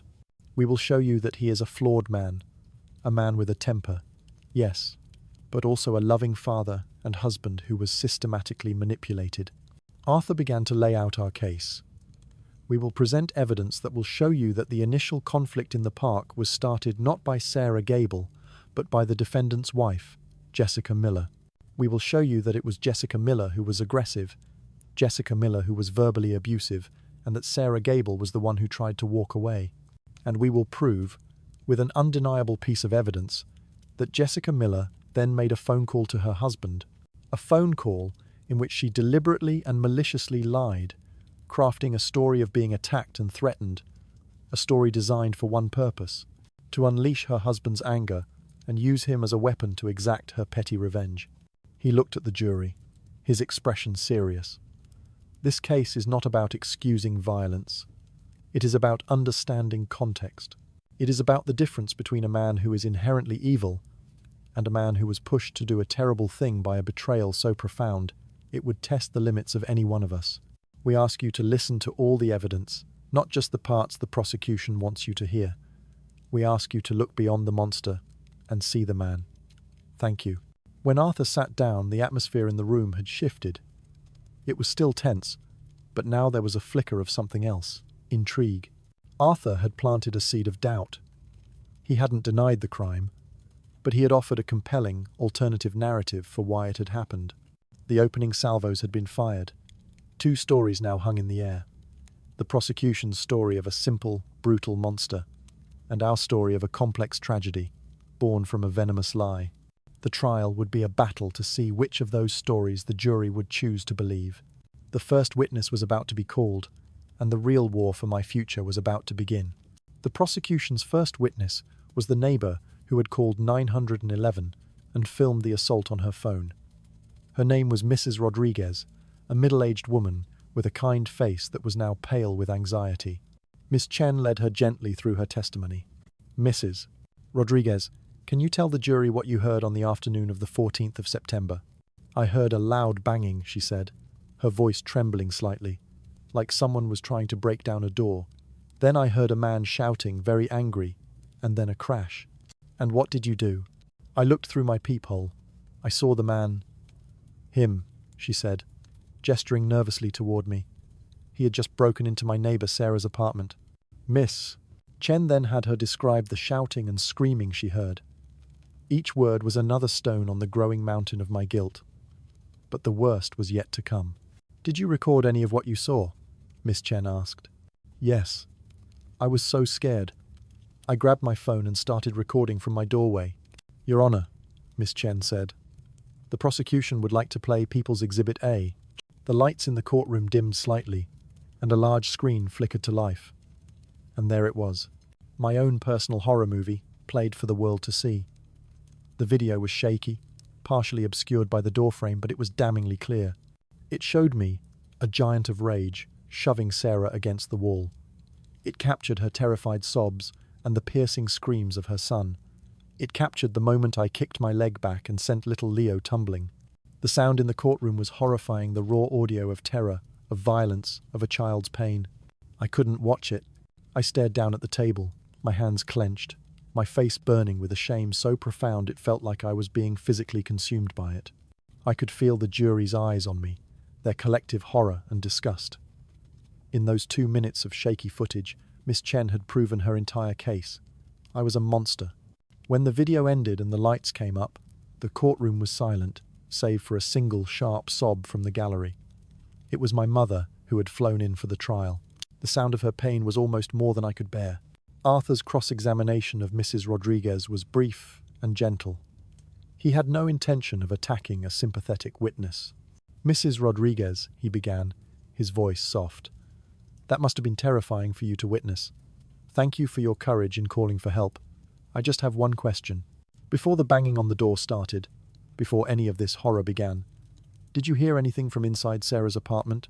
Any shouting? Any argument? No, she said. It was quiet. Completely quiet. Thank you. No further questions. It was a small point, but an important one. It established that the violence had not originated from Sarah. It had been brought to her door. The next witness was the police officer who had arrested me. He testified about the state of the apartment, my aggressive demeanor, and the threats I had made to Sarah's brother. It was another brutal blow. And then, Miss Chen called her star witness. The people called Sarah Gable to the stand. A hush fell over the courtroom as Sarah walked from her seat to the witness stand. She moved with a fragile grace, her head held high. She was sworn in, her voice clear and steady.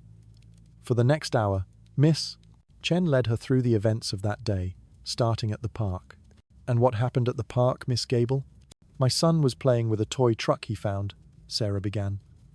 Another little boy wanted it and pulled it from him. His mother.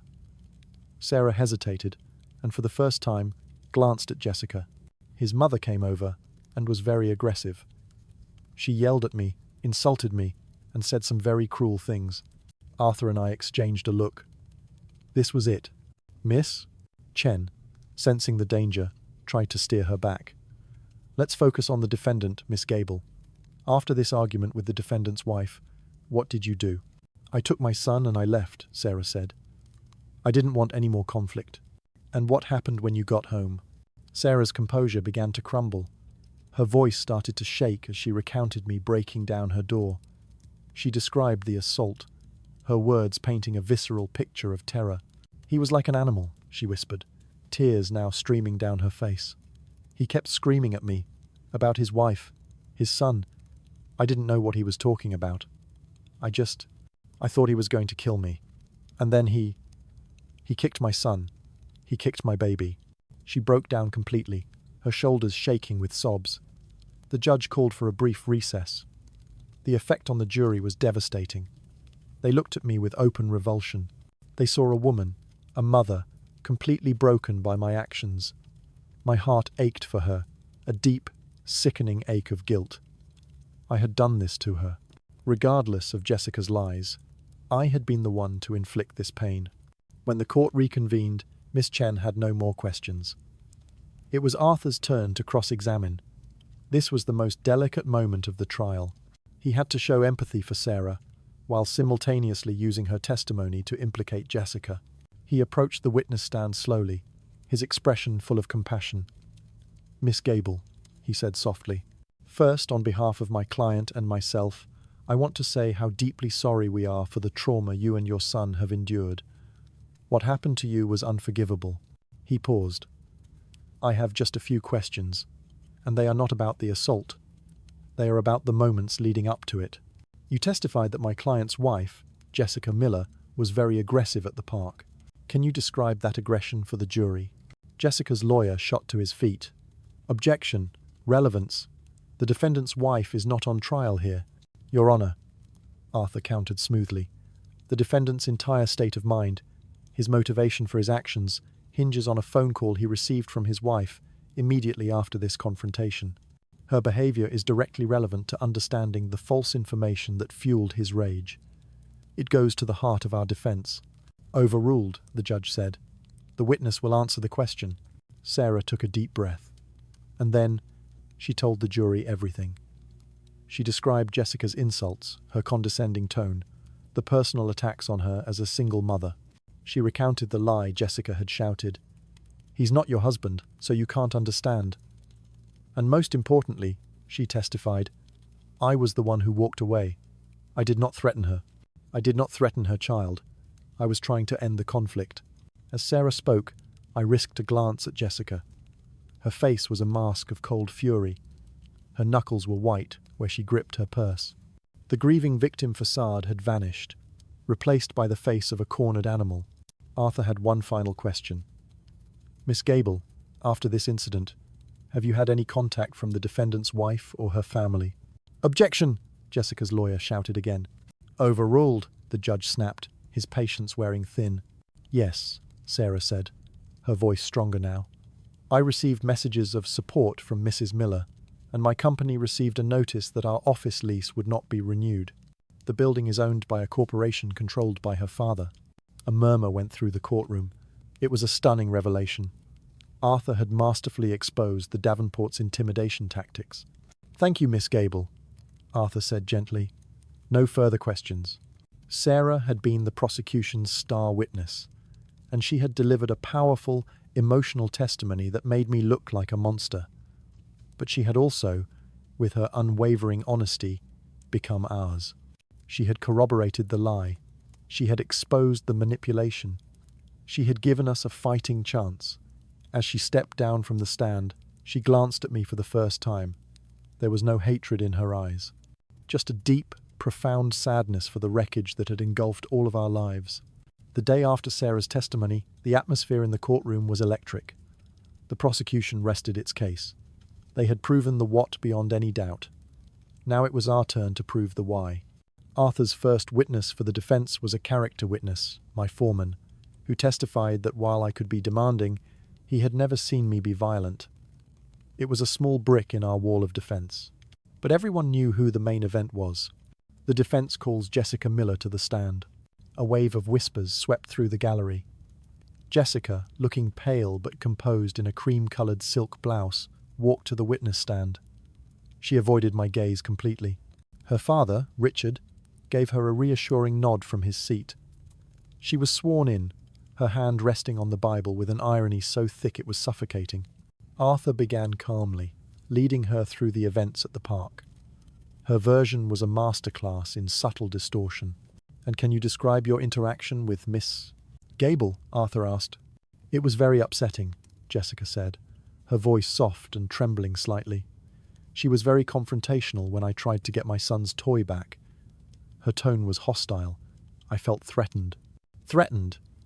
A woman who was there with her own small child threatened you?" "Yes," Jessica insisted. "You can't judge by appearances." She was very aggressive. I was frightened for myself and for Cody. Arthur let her words hang in the air for a moment before moving on to the main event. "Mrs. Miller, after this threatening encounter, you called your husband the defendant. Is that correct?" "Yes. I was hysterical. I needed my husband." "And what did you tell him?" I don't remember exactly," she said, feigning confusion. "I was in a panic. I just told him what had happened, that we had been accosted." "Let's see if we can refresh your memory," Arthur said, walking back to the defense table. "Your Honor, the defense would like to play Defense Exhibit A, a certified copy of a phone call made from Mrs. Miller's phone to Mr. Miller's phone on the 14th of September, obtained via a search warrant." The judge nodded. Richard Davenport leaned forward in his seat, his jaw tight. Jessica's face went ashen. The same court technician from before pressed a button. But this time, there was no video. There was only sound. Jessica's voice, distorted with fake sobs, filled the courtroom. "Mike, you have to get here. M và Cody. Chúng em bị tấn công." The jury listened, rapt, as the entire calculated lie unfolded. They heard her claim that Sarah had hit Cody. They heard her claim that Sarah had threatened to come to our house. And they heard her deliver the final manipulative blow, the lie that Sarah had insulted me, calling me a useless husband. When the recording ended, the silence in the courtroom was absolute. Every eye was on Jessica. Her carefully constructed facade had been obliterated. Arthur approached the witness stand again. His voice was no longer gentle. It was cold and sharp as a surgeon's scalpel. "Mrs. Miller," he began, "you just swore an oath on that Bible to tell the truth, and yet we've all just heard you tell a string of calculated, malicious lies to your husband. Lies that you knew would provoke a man you yourself have described as having a temper. So I'll ask you again, why did you lie?" I was scared," she stammered, her composure finally breaking. "I wasn't thinking. I exaggerated." "You didn't exaggerate, Mrs. Miller. You fabricated," Arthur shot back. "You told your husband you were physically attacked. Were you physically attacked?" "Well, no, but you told your husband Sarah Gable threatened you." "Did she threaten you?" Her demeanor was threatening. "Did she threaten you, Mrs. Miller? Yes or no?" "No," she whispered, her voice barely audible. "You told your husband that Sarah Gable insulted him, calling him a useless husband. Did she say that?" Arthur paused, letting her admissions sink in. So, you constructed a completely false narrative of assault and threats, a narrative designed to bypass his reason and ignite his rage. You loaded the gun, aimed it at Sarah Gable's door, and then handed it to your husband, didn't you? "Objection!" her lawyer shouted. "Argumentative!" "Sustained," the judge said. Rephrase, Mr. Vance. Arthur didn't need to. The point had been made. He had one last line of questioning. He introduced the affidavit from Sal's investigation, from the ex-boyfriend Ben. "Mrs. Miller, are you familiar with a man named Benjamin Carter?" Jessica's eyes widened in panic. I knew him in college. And isn't it true that several years ago, after a minor disagreement, you told Mr. Carter a very similar story? That you falsely accused another woman of threatening you in an attempt to get him to confront her? "Objection! This is irrelevant." "Your Honor," Arthur argued, "this goes directly to establishing a pattern of manipulative behavior. It proves that the call to my client was not a one-time hysterical exaggeration, but a calculated tactic the witness has used before." "I'll allow it," the judge said. "Answer the question, Mrs. Miller."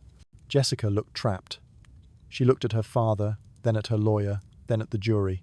She was cornered. "I don't recall the specifics of that," she said, her voice weak. "You don't recall?" Arthur pressed.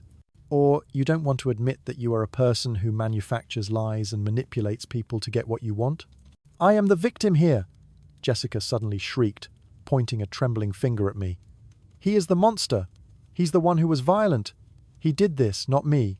Her outburst was exactly what Arthur had been hoping for. The mask of the calm, grieving wife was gone, replaced by the raw, screeching face of a narcissist being exposed. The jury saw it. Everyone saw it. They saw the architect of the lie, panicking as her creation crumbled around her. "No further questions, Your Honor," Arthur said, and calmly walked back to our table. Jessica was a hostile witness, but in the end, she had been our best witness. She had proven our case more effectively than we ever could have. She had shown the jury exactly who she was. The moment of truth had arrived. The defense calls Michael Miller to the stand. My legs felt like lead as I walked from the defense table to the witness box. The short distance felt like miles. Every eye in the courtroom was on me. I could feel their judgment, their curiosity, their contempt. I avoided looking at anyone. I focused on the clerk, a small woman who asked me to raise my right hand. "Do you swear to tell the truth, the whole truth, and nothing but the truth? So help you God." "I do," I said, my voice steadier than I expected. I sat down. Arthur approached me, his expression encouraging. This was the tightrope walk. He started by establishing my background, my business, my work ethic, my life before the incident. Then he moved to the day itself. "Mike," he began, his tone gentle, "I want you to take the jury back to the afternoon of the 14th of September. Tell them, in your own words, what happened when you received that phone call from your wife." I took a deep breath. This was it. I looked at the jury for the first time. I tried to make eye contact with each of them, to show them I wasn't hiding. "I was at my office," I began. "I was finishing up." Jessica called, and she was hysterical. She told me. She told me that she and my son had been attacked at the park. She said a woman had pushed Cody, hit her, and threatened to come to our house. She said the woman had called me a useless husband.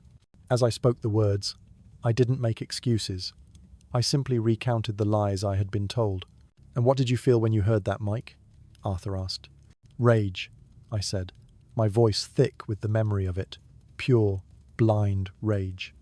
All I could think about was that my family was in danger, that my son had been hurt, that my wife had been humiliated. I lost control. I wasn't thinking. I was just reacting. Arthur then led me, step by painful step, through my actions, breaking down the door, confronting Sarah, the assault. I didn't shy away from any of it. I owned it. "And when you saw Sarah Gable," Arthur asked, "a woman smaller than you, with her terrified child, did it not occur to you that this might be a mistake?" "It should have," I said, shame washing over me. Any rational man would have stopped. But I wasn't rational. I was operating on the lies I'd been fed. In my head, she wasn't a scared mother. She was the monster Jessica had described, I saw what I had been programmed to see. The hardest part was describing the moment I had kicked Leo. My voice broke. I didn't even. I just reacted to him hitting my leg. It was an involuntary, monstrous act. The second I did it, a part of me knew it was wrong. But I was too far gone in the red haze, as my lawyer calls it. Then Arthur turned to the heart of the matter. Mike, look at the jury. Do you regret what you did to Sarah and Leo Gable? I looked at them, and tears I had been holding back for weeks finally started to fall. They weren't tears of self-pity. They were tears of profound, gut-wrenching remorse. Regret doesn't even begin to describe it, I said, my voice a choked whisper. I destroyed a family's sense of safety. I terrorized a woman and a child. I became the very thing I despise. Every single night, I see their faces. I hear their screams. It's a stain on my soul that will never, ever wash away. I am so sorry for the pain I caused. I know sorry is not enough. It will never be enough. My testimony was raw, emotional, and honest. I had laid myself bare. Then came the cross-examination. Miss Chen, the prosecutor, approached me like a wolf circling its prey. Her questioning was relentless. Mr. Miller, you're a big man, aren't you? 6'2", over 200 pounds? Yes. And Sarah Gable is 5'4", maybe 120 pounds? I believe so. And you have a history of a temper, don't you, Mr. Miller? Isn't it true you've punched walls during arguments with your wife? Objection, Arthur called out. Overruled. The defendant's character for violence is relevant, the judge said. I had to answer, yes, I have. I'm not proud of it. So, you are a man prone to violent outbursts, Miss Chen stated. And you want this jury to believe that on this particular day, your violent outburst was entirely someone else's fault? No, I said firmly. The violence was my fault. My actions were my own. But the motivation, the rage that fueled those actions, was ignited by a deliberate, malicious lie. So you're just a puppet? You have no free will, Mr. Miller? She sneered. I have free will, I said, looking her in the eye. And I made a terrible choice. I chose to believe the lie instead of stopping to think. I chose to let my anger consume me. I am responsible for that choice. But that doesn't change the fact that the lie was told. It doesn't change the fact that I was manipulated by a person who knew exactly how I would react. We went back and forth for over an hour. She tried to trip me up, to make me angry, to show the jury the monster from the video. But I held on to the advice Arthur had given me. I stayed calm. I answered honestly. I owned my actions while refusing to absolve the person who had set them in motion. When I finally stepped down from the witness stand, I was emotionally and physically drained. I had done all I could. I had shown the jury the man in the mirror, a flawed, broken, and deeply remorseful man. Now, all I could do was pray that they had seen him too. The closing arguments were a final, dramatic clash of two opposing realities. Miss Chen, for the prosecution, was powerful and direct. She replayed a short, brutal clip from the cell phone video. Do not be fooled by tears on the witness stand, she told the jury, her voice ringing with authority. Do not be distracted by a soap opera of a bad marriage. The only thing that matters is what happened in that apartment. The defendant, Mike Miller, is a violent man who committed a violent crime. Hold him accountable. Find him guilty on all counts. Then Arthur gave his closing argument. He spoke softly, compellingly. No one in this room disputes the horror of that video, he said, turning to the jury. Mike Miller himself does not dispute it. But the law asks you to consider not just the act, but the mind of the actor. We have shown you beyond any doubt that Mike Miller's mind was poisoned by a calculated lie. His wife, Jessica Miller, acted as an accelerant, pouring gasoline on the embers of his temper. Does that excuse his actions? Number. But does it explain them? Yes. He is guilty of letting his rage control him. He is guilty of a terrible assault. But he is not the one-dimensional monster the prosecution wants you to see. He is a man who was betrayed and manipulated into committing an act he will regret for the rest of his life. Find him guilty of assault, yes. But find him not guilty of the charges that require specific intent, like burglary. See the complexity. See the tragedy. See the truth. Then, the case went to the jury. The wait was the purest form of torture I have ever known. I was moved to a small holding room adjacent to the courtroom. Arthur sat with me, trying to make small talk, but we both knew it was pointless. Every minute felt like an hour. Every distant sound from the courtroom made my heart leap. I thought about the two possible futures stretching before me. One was years in a state penitentiary, a world of concrete and steel, a life where I would watch my son grow up in photographs. The other, a shorter sentence, perhaps in a county jail, with a chance to rebuild some semblance of a life, some hope of one day being a father to my son again. Everything rested on whether 12 strangers believed that I was a monster or a fool. After 6 hours, a knock came on the door. "We have a verdict." My legs felt weak as I walked back into the courtroom. The air was thick with anticipation. I didn't dare look at the jury as they filed back into the box. Arthur had told me not to. "They'll avoid your eyes if it's bad news," he'd said. I kept my gaze fixed on the judge. Jessica was there, sitting with her father. Her face was a pale, unreadable mask. Sarah Gable was there too, her expression somber. "Will the defendant please rise?" the court clerk said. Arthur and I stood up. My heart was hammering against my ribs so hard I thought it would break through. The judge turned to the jury foreperson, a middle-aged woman with glasses. "Madam Foreperson, has the jury reached a verdict?" "We have, Your Honor," she said, her voice clear. "On the charge of burglary in the first degree, how do you find?" My breath caught in my throat. This was the big one, the charge that carried the heaviest sentence. The foreperson unfolded a piece of paper. She took a breath. "On the charge of burglary, we the jury find the defendant not guilty." A collective gasp went through the courtroom. Arthur's hand squeezed my arm, hard. They hadn't bought the monster narrative. They believed he didn't go there with the intent to commit a crime, but was driven there by the lie. It was a huge victory. "On the charge of making terroristic threats, how do you find?" "Not guilty." Another victory. They believed his rage was directed at the situation, not a premeditated threat. My head was spinning. Was it possible? "On the charge of assault in the third degree against Sarah Gable, how do you find?" "Guilty." I nodded. I expected it. I deserved it. "And on the charge of endangering the welfare of a child, Leo Gable, how do you find?" The foreperson looked directly at me for the first time. Her eyes were not filled with hate, but with a profound, sorrowful disappointment. "Guilty." The word hit me like a physical blow. Guilty of hurting that child. Of course I was. It was a split verdict, a compromise. The jury had rejected the prosecution's narrative of me as a cold-blooded, intentional criminal. They had accepted our narrative that I was a man manipulated into a frenzy. But they did not excuse my violence. They held me accountable for the punches I threw and the child I terrified. I sank back into my chair, a wave of conflicting emotions washing over me. Relief, so immense it was dizzying, and shame, so deep it was crushing. I had dodged the worst-case scenario, but I was still a convicted criminal. A man found guilty of assault.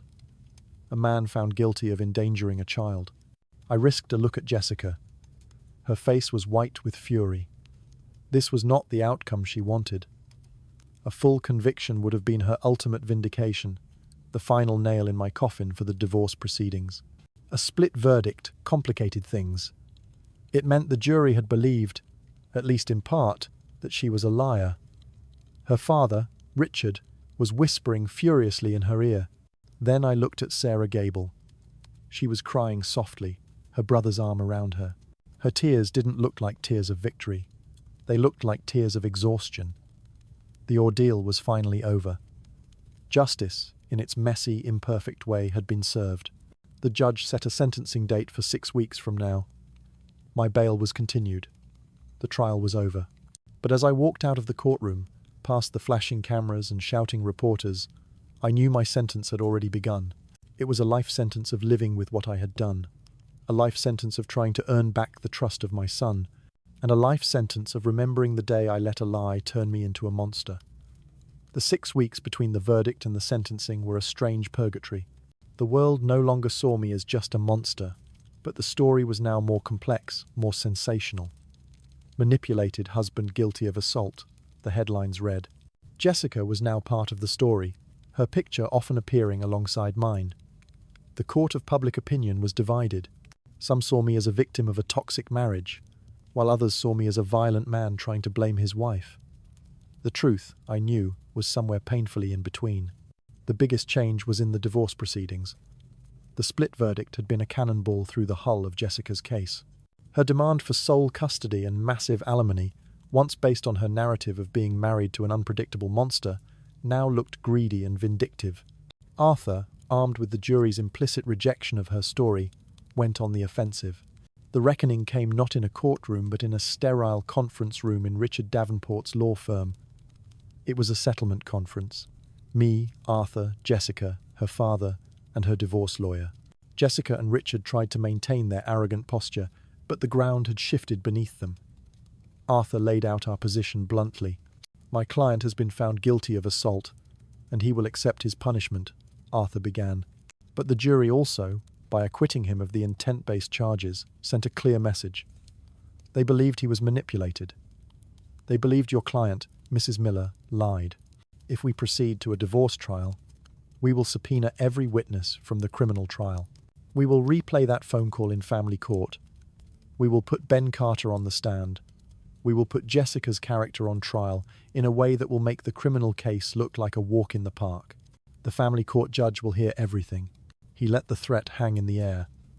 Or, he continued, we can settle this today. Joint legal custody of Cody. A structured, phased-in visitation schedule for Mike, starting with supervised visits and moving toward unsupervised as he completes his sentence and any court-mandated anger management. A fair, equitable division of assets based on the state's 50/50th rule, not on punitive demands. The house will be sold.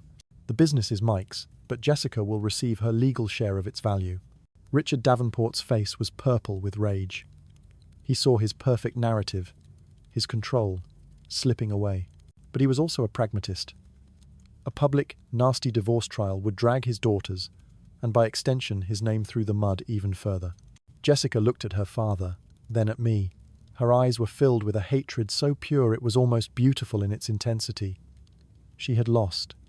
She hadn't gotten her complete victory, her public vindication.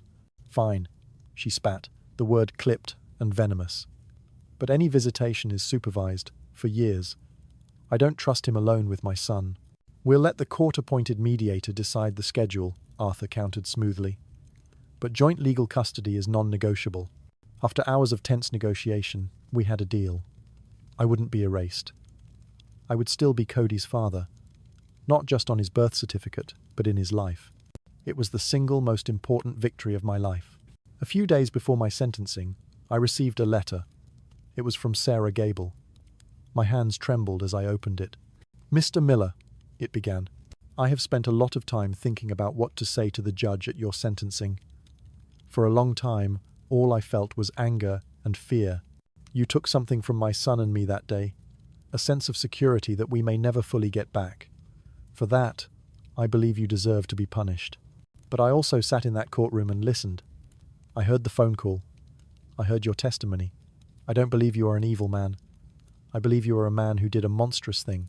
I believe you were manipulated, but I also believe, as you said yourself, that you made a choice to let your rage win. I will not ask the judge for the maximum sentence. I will not ask for vengeance. My only hope is that you use your time, however long it may be, to truly understand the anger inside you, so that you never, ever unleash it on anyone again. My son deserves to grow up in a world with one less monster in it. I hope, for your own son's sake, you can become the man he deserves. Sincerely, Sarah Gable. I read the letter 3 times, tears streaming down my face. Her grace, her capacity for a nuanced, compassionate form of justice after what I had done to her, was a profound gift. It was also a profound burden. She had shown me a path to redemption, and I knew I had to spend the rest of my life trying to walk it. The day of sentencing arrived. The courtroom was quieter this time. I stood before the judge, my hands clasped behind my back. He looked down at me from his bench, his face stern. He spoke about the sanctity of a person's home, the terror I had inflicted, the responsibility I bore. However, he said, this court also recognizes the unusual and extreme circumstances of manipulation that contributed to this event. The jury's split verdict reflects this complexity. He looked at the pre-sentencing report, at Sarah's letter, at letters from my family. Michael Miller, he said, his voice echoing in the silent room. For the crime of assault in the 3rd degree and endangering the welfare of a child, this court sentences you to a term of 2 years in the state correctional facility with eligibility for parole after 18 months. 2 years. It wasn't the maximum, but it wasn't probation either. It was real. It was hard time. Arthur put a hand on my shoulder. I just nodded. It was fair. As the bailiffs came forward to lead me away, I looked out into the gallery one last time. Jessica and her father were already gone. They didn't even stay to see the final outcome. For them, it was over. But then I saw Sarah. She was still there. Our eyes met across the courtroom. I mouthed 2 words to her. Thank you. She gave me a single, almost imperceptible nod. It wasn't forgiveness, but it was an acknowledgement, a closing of a chapter. As the steel door of the courthouse holding cell closed behind me, I didn't feel the rage or the despair I had before. I felt a strange, quiet calm. The reckoning was over. The judgment had been passed. The path ahead was clear, and it led through the gates of a prison. But for the first time, it also felt like a path that could, eventually, lead back home. The first 6 months in prison were a brutal education in humility. The world I had known, a world of schedules I controlled, of problems I could solve with a phone call or a checkbook, was gone. Here, my life was dictated by bells, by shouted orders, by the constant, low-level threat of violence. I was no longer Mike Miller, owner of Miller Construction. I was inmate number 73,402. I kept my head down. I worked in the prison workshop, making furniture. The familiar feel of wood in my hands, the smell of sawdust, was a small comfort, a reminder of the man I used to be, the builder. I attended every mandatory anger management class. I didn't just go through the motions. I listened. I participated. For the first time in my life, I began to dissect the rage that had always been my silent, destructive partner. I learned about its triggers, my ego, my insecurity, my need to be the protector, and I learned the tools to dismantle it before it could take control. The supervised visits with Cody began. They took place in a brightly lit, sterile room, with a guard watching from the corner. The first time he came, brought by a court-appointed social worker, he was shy and scared. He barely looked at me. It was agony. Jessica's poison had worked. But I was patient. I didn't push. I just sat on the floor and played with the worn-out blocks they provided. I told him stories about the construction sites we used to visit, about the big yellow excavators he loved. Slowly, week by week, the wall began to crumble. He started to smile. He would ask questions. One day he ran to me and gave me a quick, tight hug before he left. I held back tears until I was back in my cell. That hug was worth more than my entire company. Jessica, I heard through Arthur, had sold the house and moved into an upscale condo. She tried to fight the joint custody agreement, but with the criminal verdict and her documented manipulation, the family court judge held firm. Her power over me was broken. Our connection was now just a series of legal documents and tense handoffs with a social worker. I was granted parole after 18 months. I walked out of the prison gates, a different man.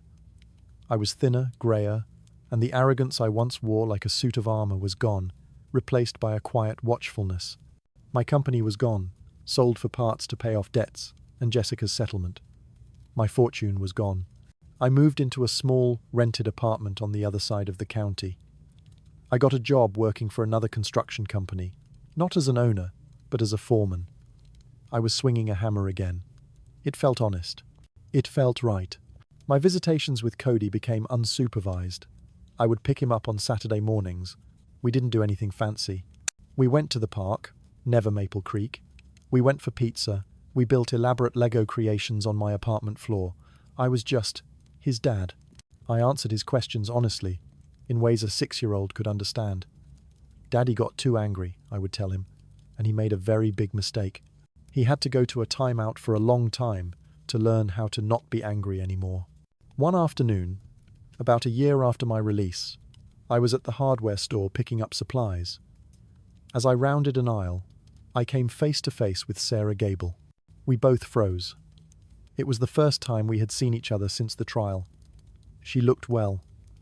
The sadness in her eyes was still there, but it was softer now.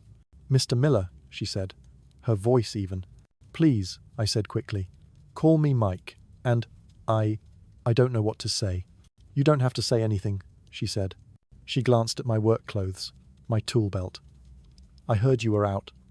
I hope you're doing okay." "I'm trying," I said. "And I hope you and Leo are too. I think about you both every day." "We're good," she said, a small, genuine smile touching her lips for the first time. "Leo is happy. He's resilient." She paused. "I saw your son the other day at the library. He seems like a great kid." "He is," I said, my throat tight. "He's everything."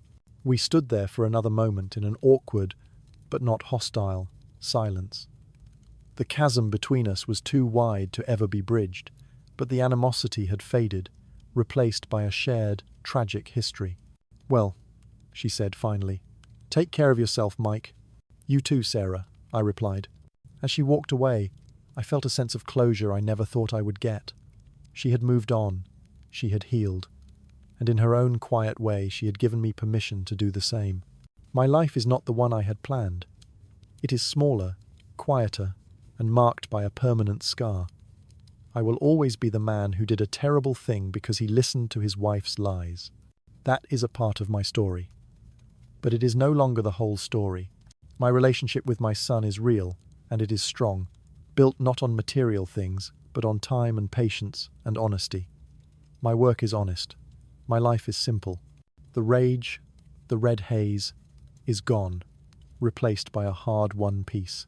Sometimes, in the quiet of the evening, the echoes of that day still come back to me, the sound of the door breaking, the screams, the cold click of steel. They are a constant reminder of the man I was, and the man I never want to be again. They are the echoes of a fury that cost me everything, but in losing everything, I was forced to find what truly mattered. And that, I'm slowly learning, is a foundation that no lie, no matter how powerful, can ever tear down.